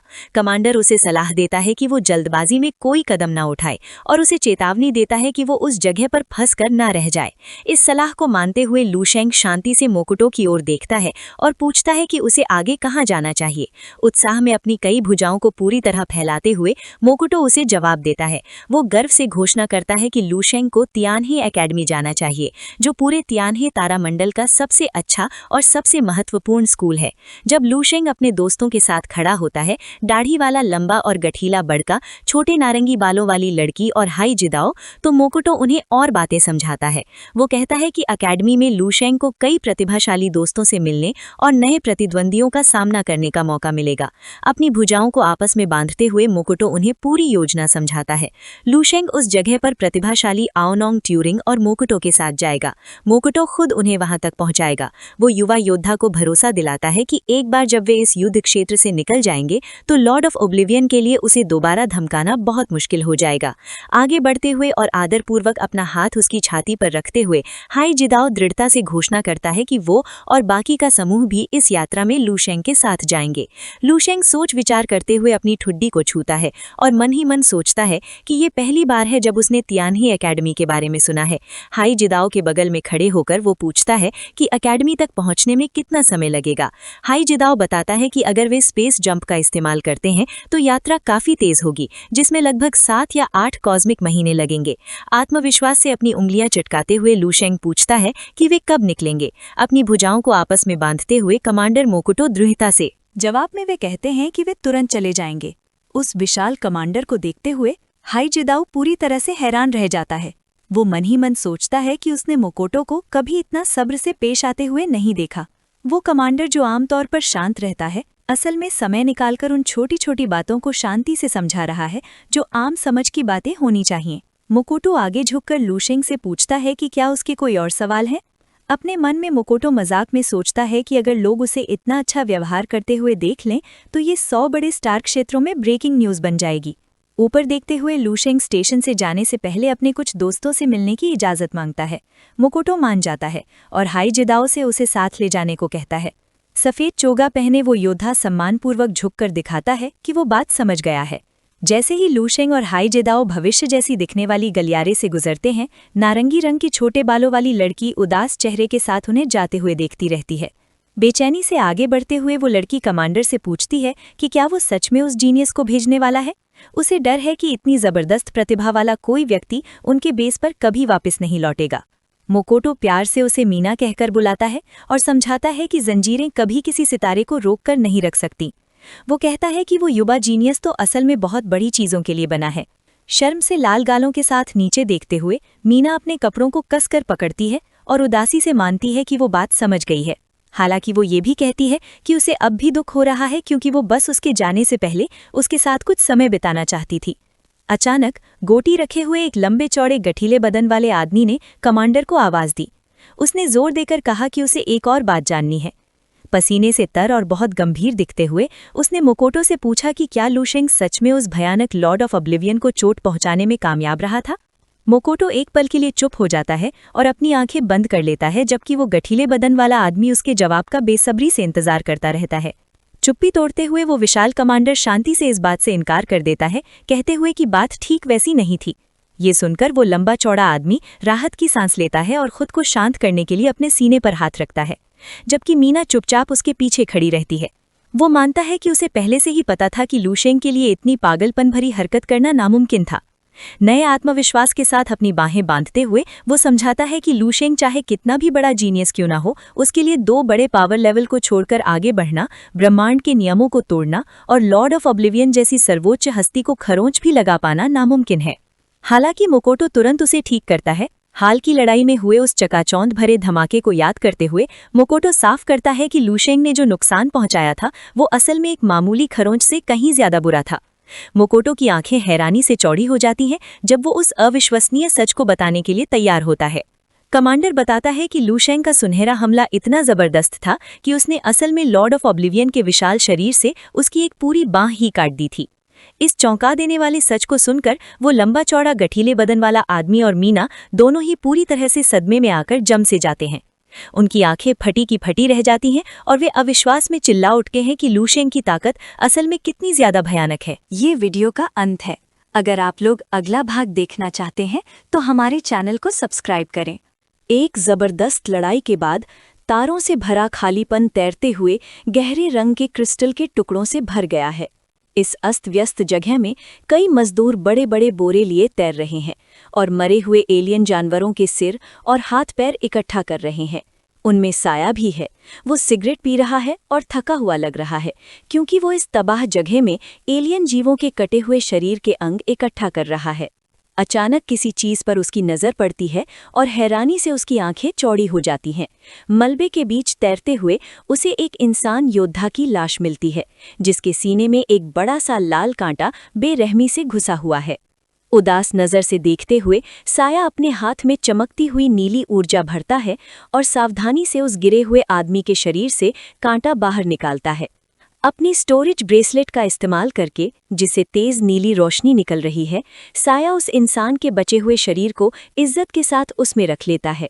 वो इस बात का पूरा ध्यान रखता है कि युद्ध के मैदान में मारे गए अपने साथियों के शरीर को ठीक से संभाले, जिन्होंने लियू शेंग की रक्षा करते हुए अपनी जान दी थी। अपनी चमकती हुई अंगूठी को ध्यान से देखते हुए साया सिगरेट का कश लेता है। उसके चेहरे पर पसीने की एक बूंद टपक रही है।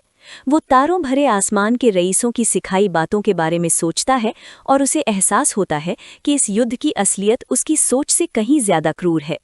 इस कठोरता को देखकर उसे शक होने लगता है कि क्या वो जिंदा घर लौट पाएगा। खाली जगह में तैरते हुए, अपना बोरा घसीटते हुए और राक्षसों के अंग उठाते हुए साया अपनी यात्रा के बारे में सोचता है। जब से वो भर्ती वाले जहाज पर चढ़ा है, तब से उसकी जिंदगी उसे एक अजीब सपने जैसी लग रही है। सिगरेट पीते हुए, खाली नजर से घूरते हुए वो सोचता है कि क्या उसने हाल ही में जो कुछ भी देखा है वो सच में असली है। ऊपर देखते हुए साया को लियू शेंग की याद आती है, जो एक विशाल ब्रह्मांडीय तूफान के बीचों बीच तैर रहा था और उस जबरदस्त शक्ति के बहुत नीचे खड़ा था। साया हैरानी से सोचता है कि क्या वो सच में इतना खुशकिस्मत था कि उसे किसी ऐसे इंसान से मिलने का मौका मिला जिसने आसानी से एक लेवल 13 के जानवर को मार डाला और एक लेवल 14 के सबसे ताकतवर जीव पर हमला करने की हिम्मत की। एक राक्षस का हाथ पकड़े हुए एक अजीब सी मुस्कान के साथ साया अपनी खुद की सीमाओं के बारे में सोचता है। वो जानता है कि चूंकि वो सिर्फ लेवल 11 पर है, इसलिए वो युद्ध के मैदान की रैंक में सबसे नीचे आता है और ठीक इसी वजह से वो सिर्फ सफाई का ये मामूली काम करने के ही काबिल है।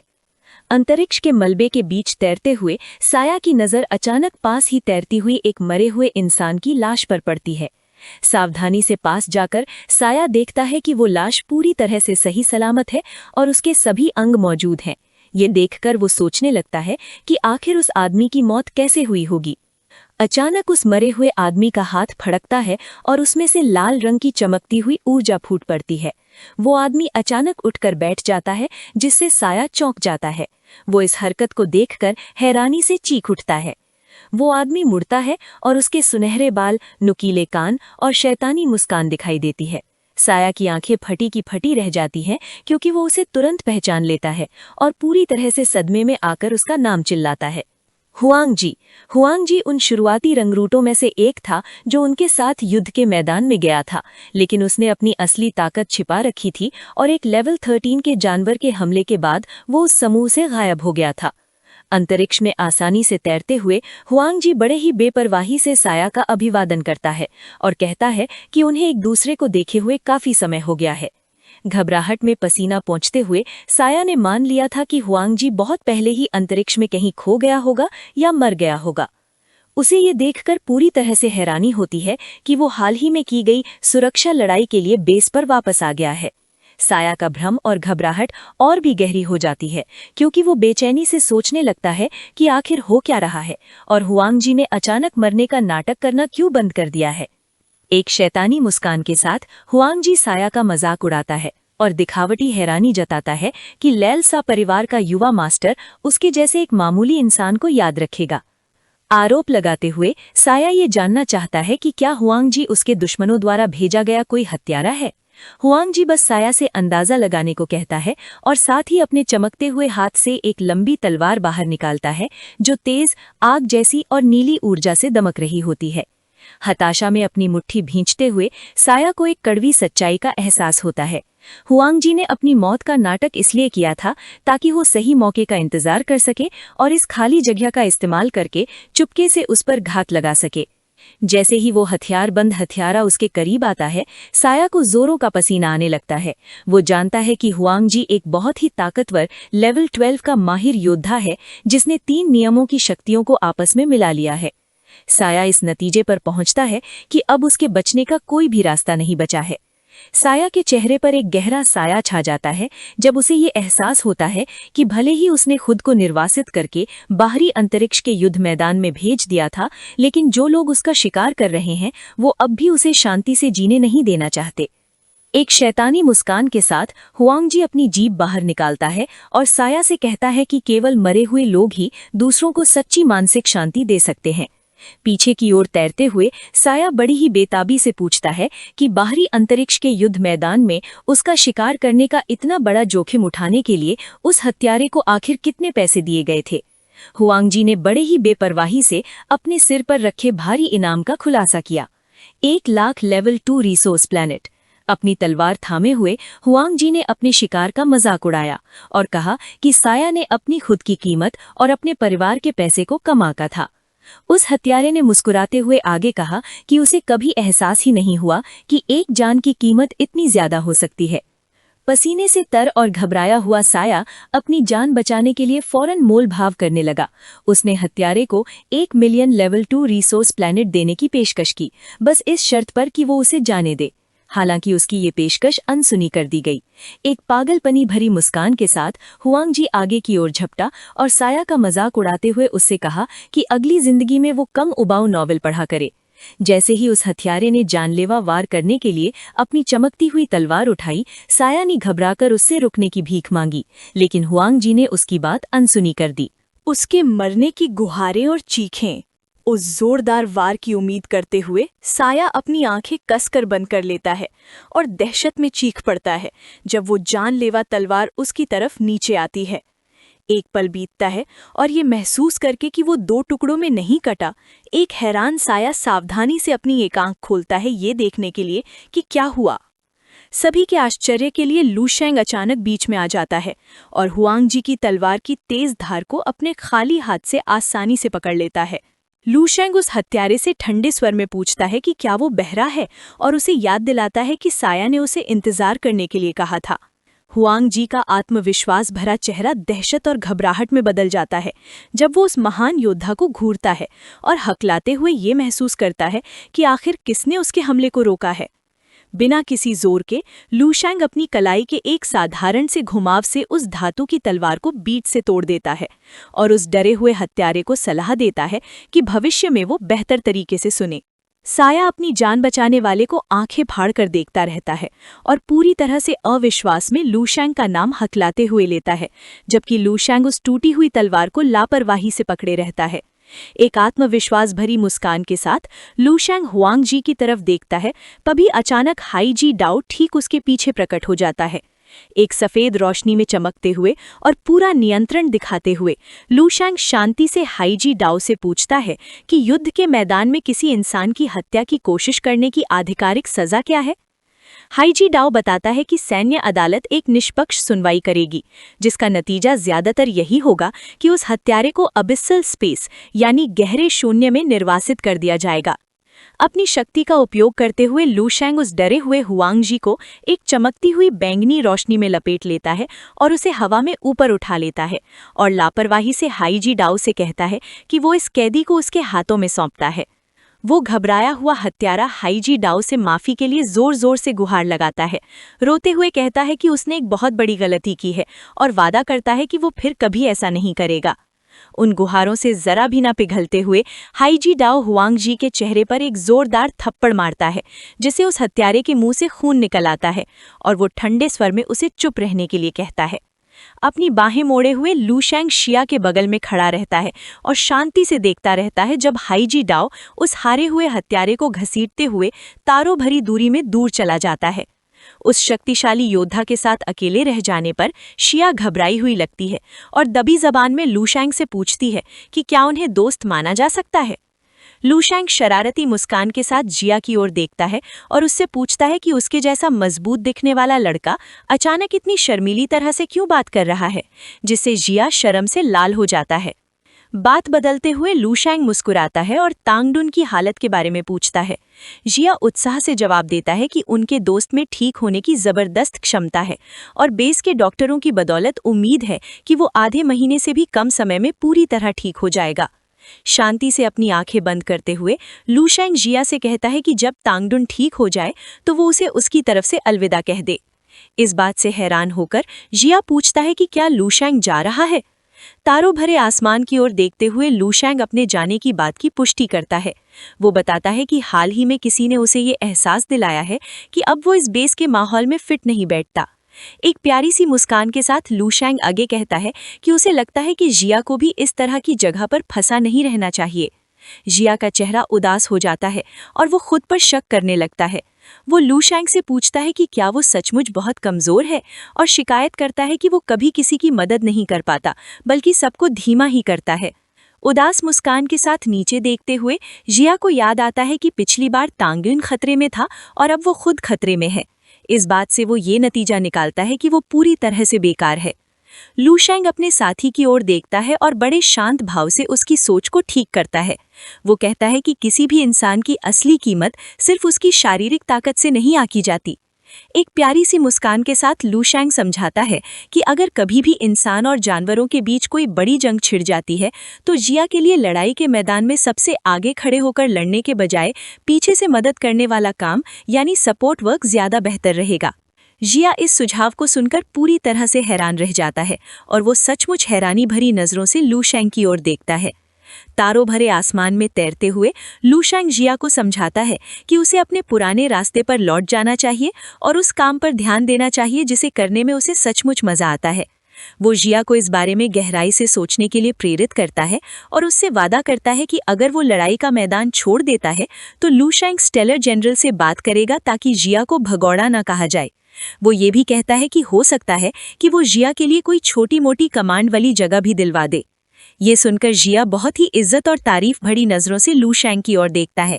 वो मन ही मन सोचता है कि अगर यही बातें कोई और कहता तो ये बातें सिर्फ सस्ती सी प्रेरणा लगती, लेकिन जब ये बातें लूशैंग जैसे महानतम जीनियस कह रहा है तो इसका मतलब है कि वो सचमुच इन बातों पर यकीन करता है।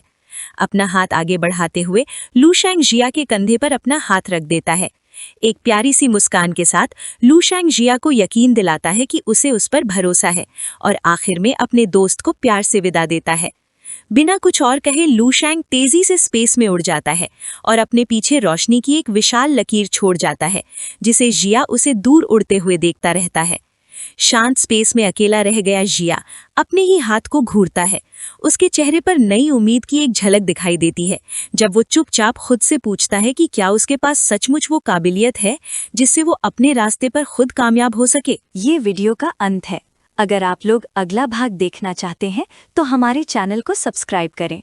हाई जी दाओ के साथ चलते हुए लूशैंग एक डेटा पैड पर सिया की बैकग्राउंड जानकारी देख रहा है। उसे एहसास होता है कि सिया को युद्ध के मैदान से चले जाने के लिए उसने हाल ही में जो प्रोत्साहन दिया था वो प्रोफाइल में दी गई जानकारी पर आधारित था, न कि सिर्फ कोरे शब्दों पर। अपने दोस्त के भविष्य के बारे में जानने को उत्सुक लूशैंग अपनी गहरी शक्तियों का इस्तेमाल करता है। वो ड्रीम स्पेस में जाने के लिए अपनी आंखें बंद करता है और ब्रह्मांड की शक्ति का उपयोग करके सिया के भविष्य के बारे में भविष्यवाणी करता है। ये भविष्यवाणी सिया की क्षमताओं का एक शानदार नज़ारा दिखाती है। एक मामूली योद्धा होने के बजाय सिया एक शानदार सूट पहने हुए है और रिपोर्टरों से घिरा हुआ है। वो एक बहुत ही सफल व्यवसायी बन गया है। इस नज़ारे में सिया को अपने एक सहयोगी के साथ खुशी खुशी ड्रिंक्स का मजा लेते हुए और हंसते हुए दिखाया गया है। इससे पता चलता है कि सिया अपने स्वाभाविक आकर्षण का उपयोग करता है जो कभी कभी बेशर्मी की हद तक पहुंच जाता है ताकि वो आसानी से लोगों से संबंध बना सके और सफलता की राह पर आगे बढ़ सके। ये दूरदृष्टि ये भी संकेत देती है कि सिया अपने परिवार के व्यापारिक साम्राज्य का विस्तार उनके अपने ग्रह तारामंडल से भी आगे तक करेगा। अपनी अपार सफलता के माध्यम से वो विचित्र जीवों के विरुद्ध चल रहे युद्ध में महत्वपूर्ण संसाधन उपलब्ध कराता है और इस तरह वो युद्ध के मोर्चे पर रहकर जितना अच्छा काम कर सकता था उससे कहीं ज्यादा अच्छा काम करता है। वर्तमान में लौटकर लूशैंग उस डेटा पैड का अध्ययन करता है। वो जानता है कि ये भविष्यवाणी एक संभावित भविष्य दिखाती है, न कि कोई निश्चितता। फिर भी ये इस बात को साबित करती है कि सिया में व्यापार करने की सच्ची प्रतिभा है। इस क्षमता को देखते हुए लूशैंग अपने दोस्त को उसी राह पर आगे बढ़ने के लिए प्रेरित करने का निर्णय लेता है। बाद में लू शैंग अपने घायल साथी तांग डुन का हालचाल जानने के लिए मेडिकल बे में जाता है। वो एक विशाल रिकवरी कैप्सूल के सामने खड़ा होता है, जिसके भीतर पत्थर जैसी कठोर त्वचा वाला वो विशाल योद्धा तैर रहा होता है। चिकित्सीय संबंधी आंकड़े दर्शाते हैं कि तांग डुन के घाव भर रहे हैं, किंतु वो अभी भी अचेत अवस्था में है। अंतरिक्ष स्टेशन पर एक नज़र डालते हुए लू शैंग वहां से प्रस्थान करने से पूर्व मुनरो से मिलने का विचार करता है, किंतु उसे याद आता है कि उसने एक ही मुक्के से मुनरो को लगभग मार ही डाला था और इसलिए उसे लगता है कि उन दोनों का पुनर्मिलन शायद मुनरो को रास न आए। इस स्टेशन पर अपना कोई अन्य निकट परिचित नहीं होने के कारण लू शैंग अपनी विदाई की औपचारिकताएं समाप्त करता है। जिस दिन उसे अकादमी के लिए प्रस्थान करना होता है, लू शैंग एक विशाल और सूर्य की रोशनी से जगमगाते हुए लैंडिंग प्लेटफॉर्म को पार करता है। उसके साथ उसका अंगरक्षक प्रसिद्ध एल्फ योद्धा आओ नोंग ट्यूरिंग भी होता है। आपस में भेंट होने पर आओ नोंग ट्यूरिंग आश्चर्यजनक रूप से घबराया हुआ और संकोची प्रतीत होता है। अपनी ख्याति के बावजूद वो एल्फ योद्धा कुछ अटपटे ढंग से ही क्यों न हो, किंतु अत्यंत विनम्रतापूर्वक अपना हाथ उठाकर लू शैंग का अभिवादन करता है। इस प्रकार वो अपने सौम्य स्वभाव का परिचय देते हुए लू शैंग के ठीक पीछे खड़ा हो जाता है। हाई जी दाओ इस एल्फ के वास्तविक स्वभाव के विषय में विस्तार पूर्वक बताता है। वो कहता है कि लू शैंग के आने से पहले आओ नोंग ट्यूरिंग इस सेक्टर का सबसे बेहतरीन जीनियस था, जो अपने गुस्सैल स्वभाव और मुश्किल से पहुंच में आने वाले रवैये के लिए जाना जाता था। हाई जी दाओ रूखेपन से कहता है कि इस डरावनी शोहरत के बावजूद वो एल्फ अब लू शैंग की मौजूदगी में एक डरपोक छोटे भाई जैसा बर्ताव करता है। आमतौर पर खूंखार रहने वाला आओ नोंग ट्यूरिंग लू शैंग से आदरपूर्वक हाथ मिलाता है और एक विनम्र मुस्कान देता है। दोनों जीनियसों के बीच की अजीब चुप्पी उनके ट्रांसपोर्ट जहाज की जोरदार गड़गड़ाहट से टूट जाती है। लू शैंग जहाज की ओर मुड़ता है और उसके सादे और टूटे फूटे डिजाइन को गौर से देखता है। वो जहाज की खराब हालत पर ध्यान देता है और उसे ये यकीन करना मुश्किल लगता है कि कोई बेहतरीन मिलिट्री बेस इतने खस्ताहाल जहाज का इस्तेमाल करेगा। ये नए रंग रूटों के लिए इस्तेमाल होने वाले जहाज़ों से शायद ही बेहतर है। जैसे ही वे जहाज के मेटल गलियारे से गुजरते हैं, इसका कारण साफ हो जाता है। अफरा तफरी भरे युद्ध मैदान में आलीशान जहाज एक बेकार का बोझ होते हैं। इसके अलावा जब खुद स्टेलर कमांडर उनकी सुरक्षा कर रहा हो, तो जहाज का ये साधारण सा अंदरूनी हिस्सा पूरे ब्रह्मांड का सबसे सुरक्षित जगह बन जाता है।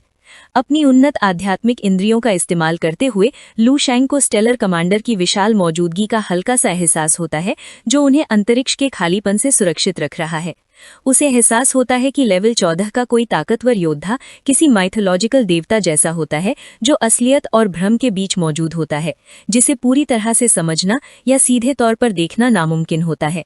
हाल ही में हुई झड़प के बारे में सोचते हुए लू शैंग मानता है कि अगर स्टेलर कमांडर ने लॉर्ड ऑफ ऑब्लिवियन को उलझाए न रखा होता, तो उसे एक विनाशकारी हमले का सामना करना पड़ता। वो जानता है कि उसकी ताकत लेवल 14 के योद्धा से कम है और बिना किसी भटकाव के वो डार्क लॉर्ड को जरा भी नुकसान नहीं पहुंचा सकता था। ये सोचकर तसल्ली मिलती है कि कोई सर्वोच्च विशेषज्ञ जहाज की सुरक्षा कर रहा है। लू शैंग हाई जी दाओ और आओ नोंग ट्यूरिंग से विदा लेता है। वो इस सुरक्षित सफर का इस्तेमाल ड्रीम स्पेस में जाने और अपनी साधना पर केंद्रित करने का फैसला करता है। अपने प्राइवेट कमरे में लू शैंग के चेहरे पर गंभीरता आ जाती है। उस विनाशकारी भविष्य के बोझ तले दबा हुआ जिसे उसे लोकना है, वो जानता है कि उसे मुक्ति की उस धुंधली उम्मीद पर पूरी तरह से केंद्रित होना होगा। भटकाने वाली चीजें उसके लिए एक विलासिता है जिसे वो बर्दाश्त नहीं कर सकता। फिर भी अपने शांत कमरे में उसे कुछ पल के लिए घर की याद सताती है। वो सोचता है कि इस समय उसके माता पिता किंग चू और किंग यी घर पर क्या कर रहे होंगे। अपने मन को शांत करने के लिए लू शैंग अपने परिवार और दोस्तों के होलोग्राफिक चित्र बनाता है। हालांकि वो तारों के पार उनसे बातचीत कर सकता था, किंतु उसने ऐसा न करने का फैसला किया क्योंकि उसे अपनी ट्रेनिंग शुरू करने से पहले बस उनके चेहरों को देखने में ही सुकून मिलता था। वो टूटा फूटा ट्रांसपोर्ट जहाज एक विशाल घूमते हुए नीले कॉस्मिक वर्महोल से तेजी से गुजरता है और बाहरी युद्ध मैदान को पीछे छोड़ देता है। इस सफर के दौरान कई यूनिवर्सल महीने बीत जाते हैं। अपने कमरे के अंदर लू शैंग अपनी चमकती हुई नीली आंखें खोलता है। उसने अपनी पूरी यात्रा एक गहरी ध्यान अवस्था में बिताई थी। सुनहरी आग की तेज चमक के बीच पालथी मारकर बैठे हुए वो सोचता है कि इस लंबी यात्रा ने उसे समय दिया ताकि वो युद्ध के मैदान से मिली अपार शक्ति और युद्ध के अनुभव को आत्मसात करने और पचाने की प्रक्रिया में लू शैंग को अपनी आंतरिक प्रगति में एक आश्चर्यजनक बदलाव नजर आता है। उसका गोल्डन कोर, सुनहरा केंद्र फैल गया है और उसकी चमकती सतह पर रहस्यमय आकृतियां बन गई हैं। इसके आगे के विकास का अनुमान लगाने में असमर्थ वो इस सुनहरी ऊर्जा को स्वाभाविक रूप से बढ़ने देता है। सोच विचार करते हुए अपनी गर्दन को छूते हुए लू शेंग अपनी प्रगति पर विचार करता है। उसे एहसास होता है कि अपनी अगली बड़ी उपलब्धि ब्रेक थ्रू के बाद उसे अपनी नई क्षमताओं को ठीक से परखने के लिए युद्ध के अभ्यास हेतु एक शक्तिशाली प्रतिद्वंदी की आवश्यकता होगी। ब्रह्मांड की मूलभूत शक्ति का उपयोग करते हुए लू शेंग एक नीली होलोग्राफिक स्क्रीन प्रदर्शित करता है, जिस पर आकाश गंगा के सबसे शक्तिशाली व्यक्तियों की एक सूची दिखाई देती है। उस लिखे हुए को स्कैन करते हुए उसकी नज़र एक विशेष नाम पर टिक जाती है। उसके चेहरे पर एक आत्मविश्वास भरी मुस्कान आ जाती है जब वो ये तय करता है कि यही व्यक्ति उसके परीक्षण के लिए एकदम सही विषय होगा। बहुत दूर बालुओं स्टार सेक्टर में एक जीवंत और अत्याधुनिक शहर का नज़ारा सामने आता है, जहां ऊंची ऊंची चमकती गगनचुंबी इमारतें और पारदर्शी परिवहन नलिकाएं मौजूद हैं। एक डॉकिंग बे में एक भारी यांत्रिक दरवाज़ा हिस की आवाज़ से खुलता है। पूरी तरह से ठीक हो चुके तांग डुन और शिया एक परिवहन यान से बाहर निकलते हैं और वहां की विशाल वास्तुकला को देखकर चकित रह जाते हैं। तांग डुन शिया से पूछता है कि क्या ये उसका गृह है। शानदार ढंग से कपड़े पहने हुए आत्मविश्वास से भरा शिया मुस्कुराता है और पुष्टि करता है कि हाँ, ये उसका ही ग्रह है। वो अपने विशालकाय मित्र का बालुओ स्टार सेक्टर में स्वागत करता है। हंसते हुए अपनी बाहें फैलाकर शिया उत्साहपूर्वक घोषणा करता है कि अब आराम करने का और युद्ध के मैदान की भयावहताओं से दूर एक अच्छी खासी छुट्टी का आनंद लेने का समय आ गया है। हालांकि तांग डुन की चेहरे के भाव एकदम सपाट हो जाते हैं। वो बुदबुदाता है कि उसे उम्मीद है कि वे सचमुच आराम कर पाएंगे, और ऐसा कहते हुए वो सामने से आ रहे एक शोर शराबे की ओर इशारा करता है। पत्रकारों और चहरकार करने वाले नागरिकों की एक अराजक भीड़ उनकी ओर तेजी से बढ़ती है, नारे लगाती हुई और अपने नायक का वापस आने पर स्वागत करती है। एक सुसज्जित व्यक्ति आगे बढ़ता है और स्टार सेक्टर के नागरिकों की ओर से उनका स्वागत करने के लिए बोलता है।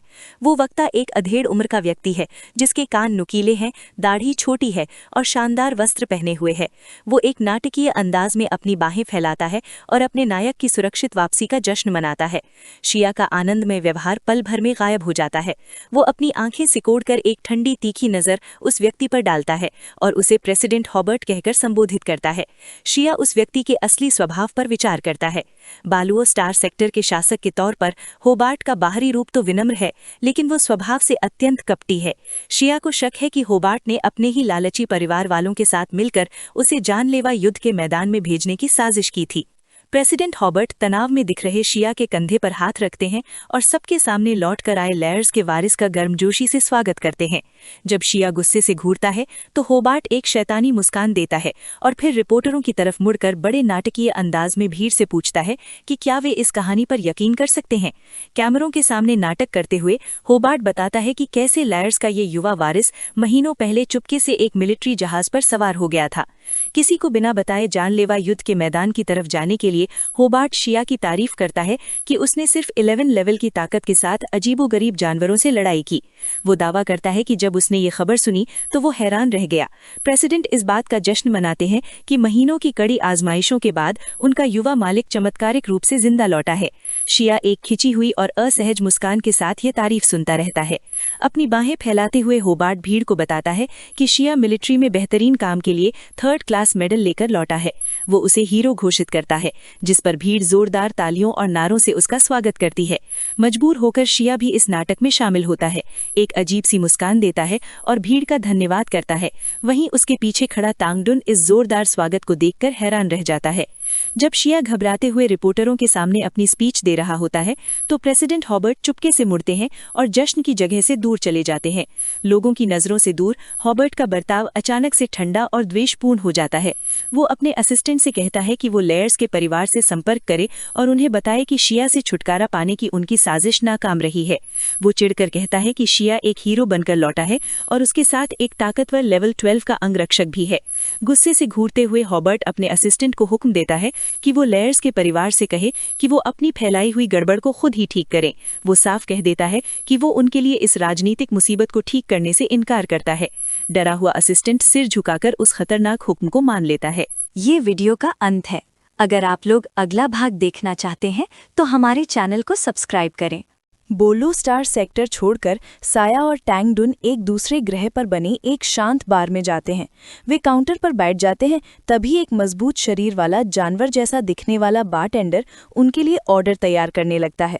बारटेंडर उनके लिए बियर के 2 बड़े मग लाता है और उन्हें इंतजार करवाने के लिए माफी मांगता है। साया तुरंत अपनी ड्रिंक का एक बड़ा घूंट भर लेता है। इस अचानक की गई हरकत से टैंगडुन चौंक जाता है और अपनी बियर हाथ में पकड़े हुए उसे लगभग खांसी आ जाती है।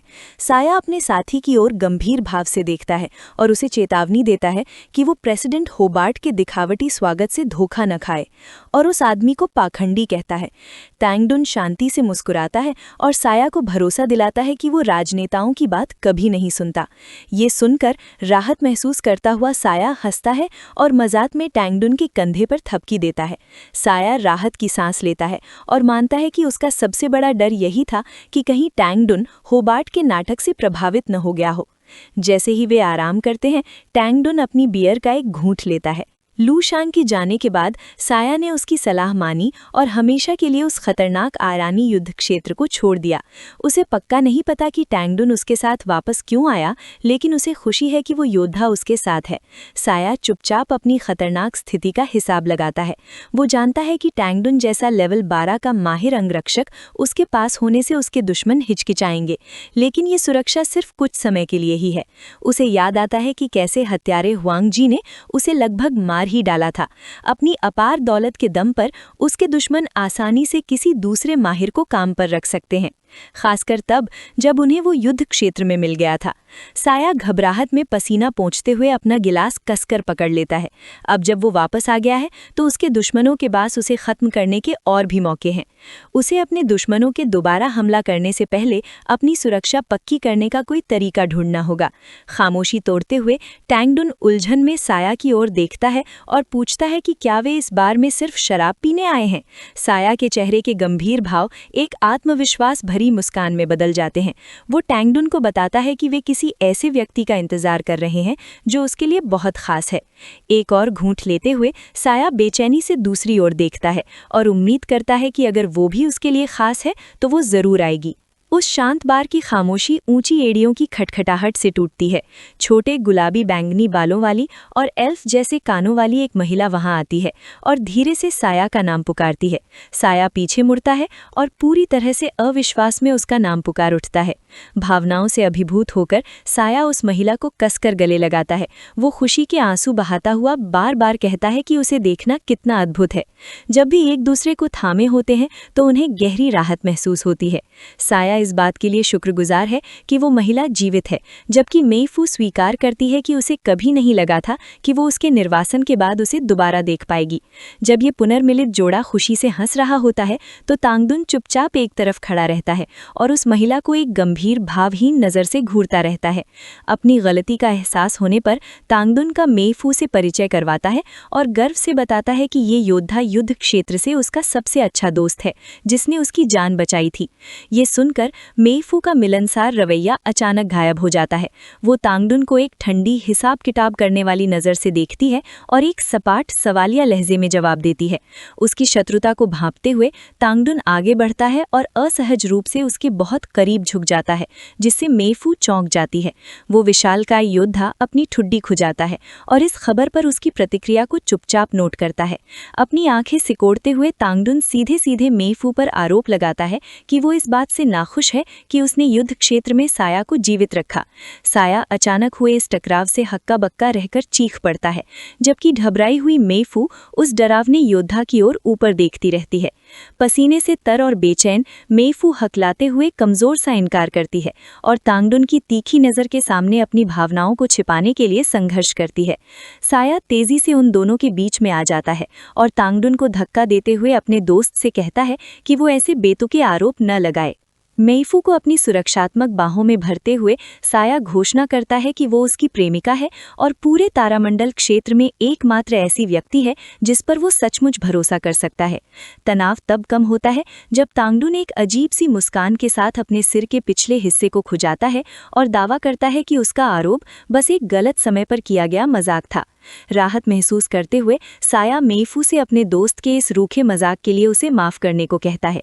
प्यार से मुस्कुराते हुए मेईफू उसे आश्वस्त करती है कि उसे इससे कोई फर्क नहीं पड़ा है। साया के चेहरे के भाव कठोर हो जाते हैं जब वो पूछता है कि क्या वेल्स को उसके लौटने के बारे में पता है। मेईफू बताती है कि चूंकि राष्ट्रपति होबार्ट के साथ उसके आगमन की खबर सार्वजनिक हो चुकी है, इसलिए उसके दुश्मनों को लगभग इसके बारे में पता चल गया होगा।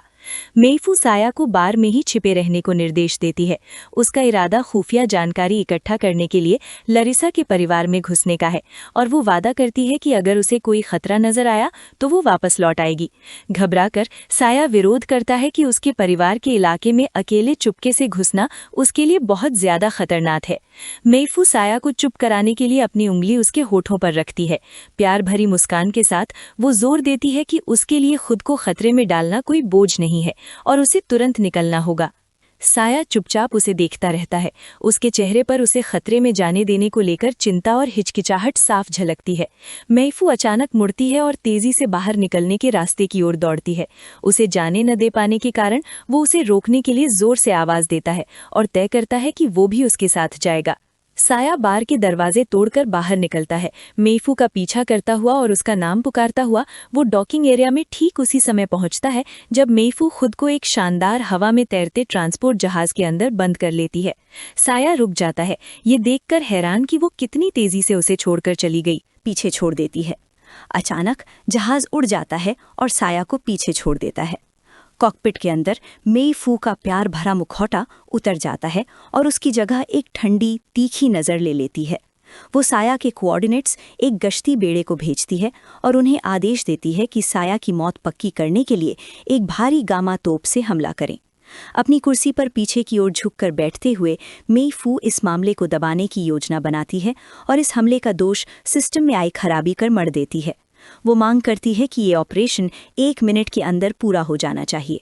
मेईफू के चेहरे पर एक शैतानी मुस्कान फैल जाती है। वो साया के नए फौजी ओहदे का मजाक उड़ाती है और ताना मारती है कि एक अनुभवी सैनिक उसके परिवार जैसे ताकतवर झूठे लोगों को कभी नहीं डरा सकता। एक होलोग्राफिक स्क्रीन पर एक अच्छे कपड़े पहने हुए आदमी की तस्वीर दिखाई देती है जिसके हाथ में लाल वाइन का गिलास है। मेईफू मुस्कुराती है, उसे वेल्स कहकर पुकारती है और पूछती है कि क्या उसने ये सारी घटनाएं देखी हैं। मेईफू के चेहरे के हाव भाव सख्त हो जाते हैं जब वो ये मानती है कि लेवल 12 का वो योद्धा लगभग उसकी असलियत पहचान ही गया था। वो आगे कहती है कि शुक्र है साया भोला ही बना रहा और उसे मेईफू के धोखे पर जरा भी शक नहीं हुआ। वेल्स मेईफू से पूछता है कि अब उसका अगला कदम क्या होगा। एक आलीशान कुर्सी पर बैठकर मेईफू की तस्वीर को देखते हुए वेल्स पूछता है कि क्या ये आखिरी इम्तिहान है जिसे पास करने के बाद ही वो उससे आधिकारिक तौर पर शादी कर सकती है। आत्मविश्वास से भरी हंसी के साथ पीछे की ओर झुकते हुए वेल्स उससे कहता है कि वो निश्चित रूप से इसे इसी नज़रिए से देख सकती है। वेल्स के चेहरे पर उदासी छा जाती है। वो बड़े ही बेपरवाही से कहता है कि उसे इस बात से कोई फर्क नहीं पड़ता कि मेईफू पहले उसके भाई की प्रेमिका थी। इस तरह वो साया के साथ अपने रिश्ते का राज खोल देता है। ये सुनकर मेईफू को घिन आती है। वो बौखलाकर वेल्स पर चिल्लाती है और उससे कहती है कि वो बार बार अतीत की बातें ना करे। मुट्ठी भींचते हुए मेईफू शिकायत करती है कि साया जैसे बेवकूफ़ के साथ रहने का ख्याल आते ही उसका मन करता है कि वो फिर से अपना शरीर बदल ले। मेईफू की इस प्रतिक्रिया पर वेल्स को मज़ा आता है।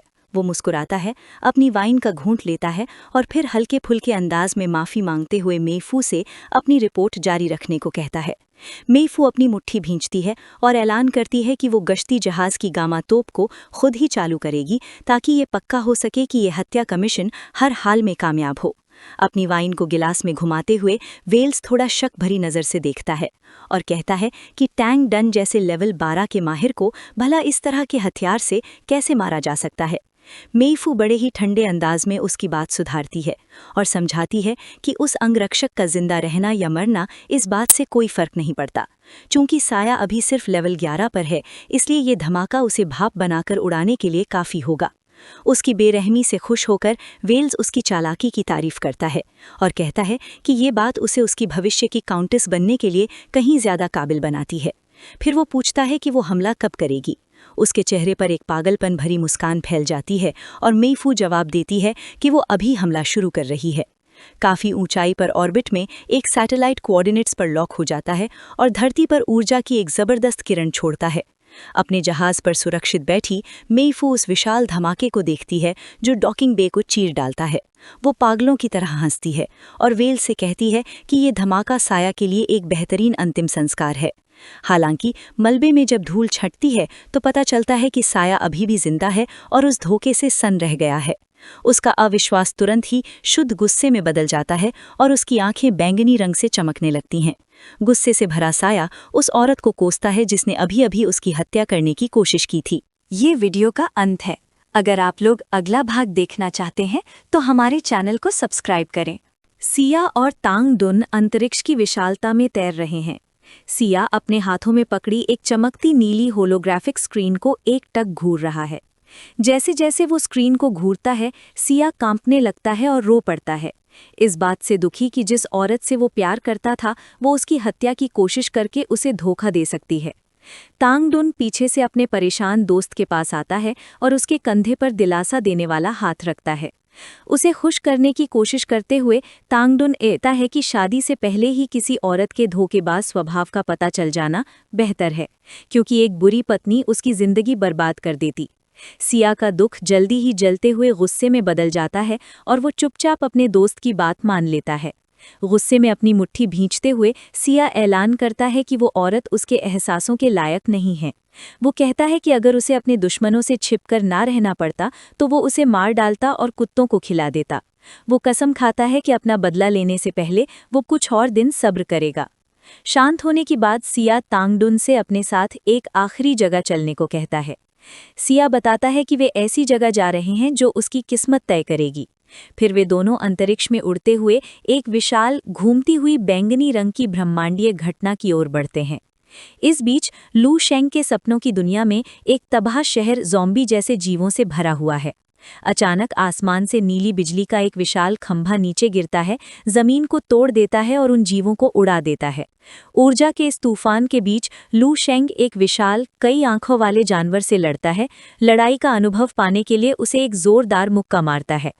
लड़ाई के दौरान लू शेंग को एक जानी पहचानी शक्तिशाली ऊर्जा का झटका महसूस होता है। उसे एहसास होता है कि लॉर्ड ऑफ ऑब्लिवियन आ गया है और वो इसे एक बेहतरीन मौका मानता है अपनी हाल की ट्रेनिंग को परखने का। वापस असली दुनिया में एक ट्रांसपोर्ट जहाज के अंदर लू शेंग पालथी मारकर बैठा है और अपनी गहरी समाधि से बाहर आ रहा है। वो अपनी आंखें खोलता है, उसके चेहरे पर गंभीरता है और उसका ध्यान आने वाले खतरे पर टिका है। घबराया हुआ हाई जी दाओ दौड़ते हुए अंदर आता है और लू शेंग को चेतावनी देता है कि उसे लॉर्ड ऑफ ऑब्लिवियन के आने का एहसास हुआ है। लू शेंग शांत रहते हुए खड़ा होता है, अपने कफ ठीक करता है और बस इतना कहता है कि उसे ये बात पहले से ही पता है। हाई जी दाओ लू शेंग को याद दिलाता है कि जब उनके साथ एक स्टेलर कमांडर उनकी सुरक्षा के लिए मौजूद है तो वे सुरक्षित होने चाहिए। वो सुझाव देता है कि एहतियात के तौर पर वे मुख्य लाउंज में इकट्ठा हो जाएं। लू शेंग को सुरक्षा के लिए 3 आदमियों का एक साथ जमा होना कुछ खास पसंद नहीं आता, लेकिन वो जाने के लिए मान जाता है। जहाज के भविष्यवादी लाउंज में लू शेंग, एल्फ विलक्षण प्रतिभा आओ नोंग ट्यूरिंग और हाई जी दाओ इकट्ठा होते हैं, जबकि बाहर मौजूद किसी शक्तिशाली शक्ति के कारण जहाज हिल रहा होता है। कमरे में एक तनावपूर्ण सन्नाटा छा जाता है क्योंकि तीनों योद्धा चुपचाप बैठे अपने विचारों में खोए होते हैं। आंखें बंद किए हुए लू शेंग बिल्कुल बेफिक्र है क्योंकि उसे स्टेलर कमांडर की सुरक्षा पर पूरा भरोसा है। वो इस समय का उपयोग अपनी साधना पर ध्यान केंद्रित करने के लिए करता है, लेकिन आओ नोंग ट्यूरिंग चुप्पी तोड़कर बातचीत शुरू करता है। घबराहट में मुस्कुराते हुए वो एल्फ आदरपूर्वक लू शेंग को भाई कहकर पुकारता है और पूछता है कि क्या उसका भौतिक शरीर उस महान सॉवरेन स्तर तक पहुंच गया है। लू शेंग उस एल्फ को एक भावहीन नज़र से देखता है क्योंकि उसे ये बात अजीब लगती है कि उससे सैकड़ों साल बड़े व्यक्ति ने उसे भाई कहकर पुकारा है। इस अजीबपन के बावजूद लू शेंग को एहसास होता है कि ये ब्रह्मांड के शक्ति स्तरों के बारे में और अधिक जानने का एक अच्छा अवसर है। लू शेंग स्वीकार करता है कि उसे अपने पिछले परीक्षण से केवल अमर स्तर के बारे में पता है और वो एल्फ से उससे ऊपर के उच्च स्तरों के बारे में समझाने को कहता है। सीधा होकर बैठते हुए आओ नोंग ट्यूरिंग बताता है कि उसके पास अमर स्तर की रक्त वंशावली है। अगला स्तर सॉवरेन है, जो इतना दुर्लभ है कि आमतौर पर पूरे एक तारामंडल में ऐसे 10 से भी कम लोग होते हैं। जैसे जैसे लू शेंग दिलचस्पी से सुनता है, वो एल्फ आगे जोड़ता है कि एक सॉवरेन हर 100 अरब तारों में से केवल एक बार ही प्रकट होता है, हालांकि उसे उससे ऊपर के स्तरों के बारे में जानकारी नहीं है। इस बातचीत से अमर स्तर से ऊपर की पूरी पदानुक्रम यानी हायरार्की पता चलती है, सॉवरेन, शासक और शाश्वत। पास खड़े हाई जी दाओ भी इस चर्चा में शामिल हो जाते हैं और समझाते हैं कि जिन प्राणियों के पास अमर स्तर का शरीर या उससे उच्च स्तर का शरीर होता है, वे मूल रूप से आम लोगों से बिल्कुल अलग होते हैं। हाई जी दाओ आगे कहते हैं कि वे एक उच्च प्रजाति के समान होते हैं। हालांकि वे ये भी स्पष्ट करते हैं कि अमर लोगों की दुर्लभता के बावजूद अमर स्तर पर मौजूद लोग उतने अधिक शक्तिशाली नहीं होते जितना कोई सोच सकता है। इससे ये संकेत मिलता है कि अगले उच्च स्तरों और इस स्तर के बीच शक्ति का एक बहुत बड़ा अंतर मौजूद है। आओ नोंग ट्यूरिंग का गर्व टूट गया। ये सुनकर कि उसकी दुर्लभ अमर रक्त रेखा ऊंचे स्तरों पर कोई पक्का फायदा नहीं देती, वो एल्फ निराश हो गया। स्पष्ट रूप से नाराज होकर उस टैलेंटेड एल्फ ने जानना चाहा कि हाई जी दाओ का क्या मतलब है। हाई जी दाओ ने शांति से समझाया कि हालांकि एक अमर रक्त रेखा साधना की गति में एक बहुत बड़ा फायदा देती है, लेकिन इसमें एक बड़ी पेंच है।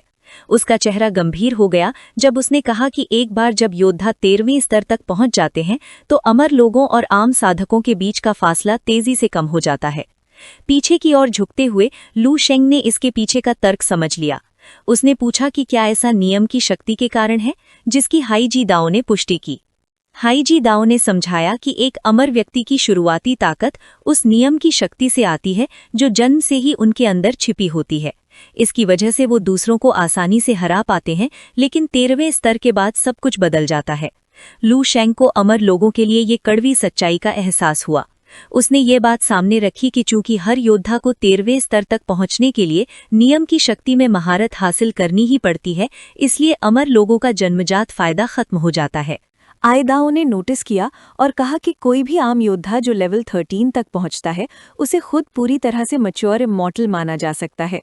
मुस्कुराते हुए हाई जी दाओ आय नोंग ट्यूरिंग को देखता है और बताता है कि इसी वजह से एल्फ लेवल 13 के दुश्मन को नहीं हरा सका।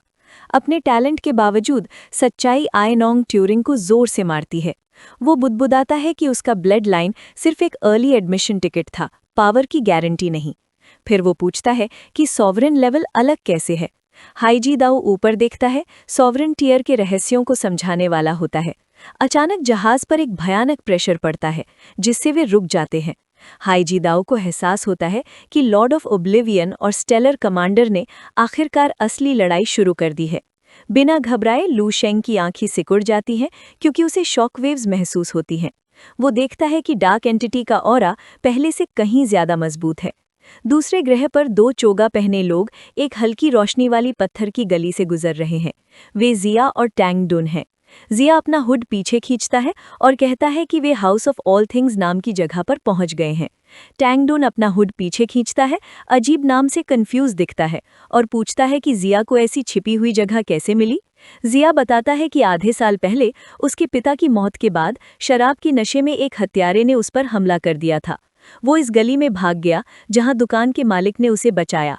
टैंग डुन साफ साफ कहता है कि ये किसी सस्ते सोप ओपरा की कहानी जैसा लगता है। जिया बताता है कि दुकान के मालिक ने ही उसे बाहरी अंतरिक्ष के युद्ध के मैदान में भागने की सलाह दी थी। वो कहता है कि उसके बिना वो कभी टैंग डुन या लू शेंग से नहीं मिल पाता। जिया मानती है कि लौटने के बाद से वे लू शेंग का नाम लेने से बचते आ रहे हैं। योद्धा की ताकत इतनी ज्यादा लगती थी कि जिया को कभी कभी शक होता था कि उनकी मुलाकातें असली थीं। जैसे ही वे बात खत्म करते हैं, रहस्यमयी दुकान के भारी दरवाजे उनके सामने चरमराते हुए खुलते हैं। हरे बालों, एल्फ जैसे कानों और शैतानी सींगों वाली एक आकर्षक महिला परछाई से बाहर निकलती है। वो मुस्कुराती है, जिया का स्वागत करती है और उन्हें अंदर बुलाती है। जिया और बेचैन टैंग डुन रहस्यमयी चुड़ैल के सामने एक डेस्क पर बैठे हैं, जिसे जिया यिन कहती है। पसीना बहाते हुए जिया यिन से मार्गदर्शन के लिए बेताब होकर विनती करती है। वो मानता है कि वो फिर से किस्मत में फंसा हुआ महसूस कर रहा है और उसे बाहर निकलने का रास्ता चाहिए। यिन अपनी आंखें बंद करती है और मुस्कुराती है। वो धीरे से जिया से कहती है कि वो किसी बंद गली में नहीं है। उसका असली रास्ता हमेशा उसके सामने रहा है, लेकिन वो उस पर चलने से बहुत डरता रहा है। जिया और टैंग डुन उसके रहस्यमय जवाब से पूरी तरह हैरान और कंफ्यूज हो जाते हैं। बिना एक और शब्द कहे यिन डेस्क पर एक लुढ़का हुआ स्क्रोल जिया की ओर खिसकाता है और उसे बताता है कि इसमें वो सब कुछ है जो वो जानना चाहता है। जिया घबराकर स्क्रोल उठाती है और पूछने लगती है कि ये क्या है। एक शरारती मुस्कान के साथ यिन अपनी टोपी नीचे खींचती है और उससे सवाल न पूछने के लिए कहती है और उससे कहती है कि वो वहीं लौट जाए जहां से वो आया था। जिया धीरे धीरे स्क्रोल खोलती है। जैसे ही वो और टैंगडुन इसे पढ़ते हैं, उनके चेहरे पर हैरानी साफ दिखाई देती है। स्क्रोल पर चमकता हुआ टेक्स्ट एक जबरदस्त भविष्यवाणी देता है। उस इंसान से मिले जिसे आप पहले जानते थे, वहां लौटे जहां से ये सब शुरू हुआ था। जो आपका है उसे वापस ले लें। तारों की चोटी पर ताज पहने हुए उसने पहले ही सब कुछ व्यवस्थित कर लिया है। ये वीडियो का अंत है। अगर आप लोग अगला भाग देखना चाहते हैं तो हमारे चैनल को सब्सक्राइब करें। उस रहस्यमय घर से निकलने के बाद सिया और तांगडुन शहर की धुंधली रोशनी वाली पत्थरों से बनी सड़कों पर चलने लगते हैं। दोनों ने रात की ठंड से बचने के लिए अपने लबादे कसकर लपेट रखे हैं। तांगडुन अपने दोस्त की ओर देखता है और शक भरे अंदाज में पूछता है कि क्या सिया को सच में उस चुड़ैल की पहेली जैसी सलाह पर भरोसा है। यिन के हाव भाव याद करते हुए वो कहता है कि उसे लगा था कि उसकी मार्शल आर्ट की ताकत सिर्फ लेवल 10 की है। सिया मान लेता है कि सच कहूं तो उसे खुद भी पक्का नहीं पता कि उसे उसकी सलाह पर भरोसा करना चाहिए या नहीं, लेकिन वो अपनी मजबूरी बताते हुए कहता है कि उसके पास कोई और चारा नहीं है। उसे एहसास होता है कि उसे जो नया फौजी हीरो का खिताब मिला है वो भी ताकतवर लायर्स परिवार से बचाने के लिए काफ़ी नहीं है। सिया का गुस्सा फूट पड़ता है। वो मुट्ठियां भींचते हुए जोर से शिकायत करता है कि हाल ही में उस पर जो जानलेवा हमला हुआ उससे साबित होता है कि असल में किसी को भी उसकी सुरक्षा की परवाह नहीं है। तांगडुन जल्दी से उसे शांत करने की कोशिश करता है, क्योंकि आसपास से गुजरने वाले लोग उन्हें देखने लगते हैं। गहरी सांस लेते हुए सिया दुख जताता है कि जिस औरत से उसने शादी करने का सोचा था उसने भी बिना किसी हिचकिचाहट के उसे धोखा दे दिया। उस कागज के रोल को कसकर पकड़ते हुए उसके चेहरे पर एक पक्का इरादा झलकने लगता है। वो तय कर लेता है कि अब उसके पास उस भविष्यवाणी में लिखी किस्मत को मानने के अलावा कोई और रास्ता नहीं बचा है। सिया उस कागज के रोल में लिखी पहली पहेली को समझने की कोशिश करने लगता है, जिसमें उसे उस इंसान से मिलने को कहा गया है जिसे वो सबसे पहले जानता है। वो सोचता है कि क्या इसका मतलब उसका पहला दोस्त है या फिर बचपन का कोई साथी। अचानक उसे कुछ समझ आता है और वो जोश में आकर तांगडुन से कहता है कि शायद उसने इस पहेली को सुलझा लिया है। सोचते हुए अपनी ठोड़ी सहलाते हुए सिया अपनी सोच के पीछे का कारण बताता है। वो इस नतीजे पर पहुंचता है कि जिस इंसान को वो अपनी जिंदगी में सबसे पहले जानता था वो जरूर उसकी जुड़वा बहन होगी, क्योंकि किसी और के आने से पहले वे दोनों माँ के पेट में एक साथ थे। सिया के इस खुलासे से तांगडुन पूरी तरह से हैरान रह जाता है। उसे ये जानकर जबरदस्त झटका लगता है कि सिया का कोई जुड़वा भी है। सिया का जोश धीरे धीरे चिंता में बदल जाता है जब वो इस मामले की मुश्किलों के बारे में बताता है। जब वे बहुत छोटे थे तभी उसकी बहन को उसके परिवार से दूर ले जाकर उसकी माँ के मायके वालों ने पाला पोसा था। वो मानता है कि उसे ढूंढना बहुत मुश्किल होगा, क्योंकि वो तो ये भी लगभग भूल ही चुका था कि उसकी बहन दिखती कैसी है। अचानक सिया और तांगडुन ऊपर से आती एक तेज रोशनी और जोरदार गड़गड़ाहट से चौंक जाते हैं। वे विस्मय से ऊपर देखते हैं जब एक विशाल बेहद उन्नत अंतरिक्ष यान अचानक रात के आसमान से सीधे शहर के ऊपर उतरता है। घबराकर तांगडुन पूछता है कि कोई यान सीधे उनकी जगह पर कैसे आ सकता है, जबकि डरी हुई सिया को डर है कि उसके हत्यारों ने उसे पहले ही ढूंढ लिया है। हालांकि जब सिया यान के बाहरी हिस्से पर एक चमकता हुआ नीला निशान देखता है तो वो पहचान जाता है कि ये एक एक्सेल क्लास यान है। उलझन में पसीना पसीना होते हुए सिया बताता है कि ये पूरे बोलो स्टार सेक्टर में उपलब्ध सबसे ऊंचे दर्जे का निजी अंतरिक्ष यान है। वो बताता है कि यहाँ तक कि उसके पास जो लेरिस परिवार का सबसे बड़ा बेटा है, कभी ऐसा यान नहीं था, जिसका मतलब है कि उसका पीछा करने वाले आम लोग तो इसे खरीदने की सोच भी नहीं सकते। यान के निचले हिस्से से रोशनी की एक चमकदार पीली किरण नीचे आती है और वे दोनों आदमी ध्यान से देखते हैं जब एक परछाई धीरे धीरे जमीन पर उतरती है। वो आकृति जमीन पर उतरती है और एक महिला सामने आती है जिसने शानदार हील्स पहनी है। वो महिला उनके सामने खड़ी होती है और उससे एक शाही और परिष्कृत आभा निकल रही होती है। उसके लंबे गहरे बैंगनी बाल और तेज नीली आंखें हैं और उसने एक शानदार काली पोशाक पहनी है जो सफ़ेद फर और हरे जेड के गहनों से सजी है। उसे घूरते हुए सिया को उस रहस्यमयी महिला से एक अजीब जानी पहचानी जुड़ाव महसूस होता है। आश्चर्य से उसकी आंखें फटी की फटी रह जाती हैं जब वो हिचकिचाते हुए उसका नाम पुकारता है और पूछता है कि क्या वो पायर है। वो महिला प्यार से मुस्कुराती है और अपनी आंखें बंद कर लेती है। उसे ये देखकर सुखद आश्चर्य होता है कि इतने लंबे समय के बाद भी सिया को उसका नाम याद है। अपनी आकर्षक नीली आंखें खोलकर पायर प्यार से सिया को संबोधित करती है और उसे अपना बहुत पहले खोया हुआ भाई कहती है। अविश्वास में जमा सा सिया महसूस करता है कि उस चुड़ैल की पहेली तुरंत सच हो गई है, जिससे उसे सचमुच ऐसा लगता है मानो किस्मत की देवी सीधे उसके रास्ते का मार्गदर्शन कर रही हो। इस बीच लू शैंग को ले जा रहे परिवहन यान पर यान बाहर चल रही विशाल ब्रह्मांडीय लड़ाई के कारण जोर जोर से हिलता रहता है। लू शैंग एल्फ जाति के विलक्षण बालक आओ नोंग ट्यूरिंग के बगल में शांति से बैठा है। हाई जीदो उनके सामने खड़े हैं और दोनों युवा योद्धाओं को याद दिलाते हैं कि उनके सुरक्षित सफर को पक्का करने के लिए वो महान कमांडर इस समय लॉर्ड ऑफ ऑब्लिवियन से लड़ रहे हैं। वे कहते हैं कि कमांडर की सुरक्षा में रहते हुए उन्हें बस आराम से नहीं बैठना चाहिए। हाई जीदो ऐलान करते हैं कि अब कुछ खास ट्रेनिंग का समय आ गया है। वे खुद उन्हें लेवल 12 और लेवल 13 के बीच का बहुत बड़ा फर्क दिखाना चाहते हैं, ताकि वे एकेडमी पहुंचने से पहले पूरी तरह तैयार हो सकें। इस अनुभव के लिए उत्सुक लू शैंग और आओ नोंग ट्यूरिंग दोनों ही चुनौती स्वीकार करने के लिए खड़े हो जाते हैं। चलते हुए लू शैंग अपनी हाल ही की उपलब्धियों के बारे में सोचते हैं। हालांकि तकनीकी तौर पर उन्होंने 4 लेवल 13 वाली शक्तियों को मार गिराया है, लेकिन वे ज्यादातर बिना दिमाग वाले जानवर और ड्रीम स्पेस के ज़ॉम्बी ही थे। वे सोचते हैं कि उन्होंने कभी भी किसी असली बेहतरीन लेवल 13 इंसान से लड़ाई नहीं की है। इसी वजह से वे हाई जीधों की असली ताकत को परखने के लिए बहुत ज्यादा उत्सुक हैं। हाई जीधो दोनों होनहारों को जहाज के धातु के गलियारों से होते हुए एक भारी धमाका रोधी दरवाजे तक ले जाते हैं, जिस पर ट्रेनिंग रूम लिखा है। वे बताते हैं कि ये ट्रेनिंग रूम ही जहाज की एकमात्र ऐसी जगह है जो सचमुच बहुत कीमती है। पूरे जहाज का सबसे मजबूत हिस्सा। इसे खुद स्टेलर कमांडर ने मजबूत बनाया था, जिससे ये इतना टिकाऊ हो गया कि लेवल 13 के एक्सपर्ट्स की पूरी ताकत का सामना कर सके। वो आगे कहते हैं कि अगर जहाज का बाकी हिस्सा टूट भी जाए तो भी ये कमरा सुरक्षित रहेगा।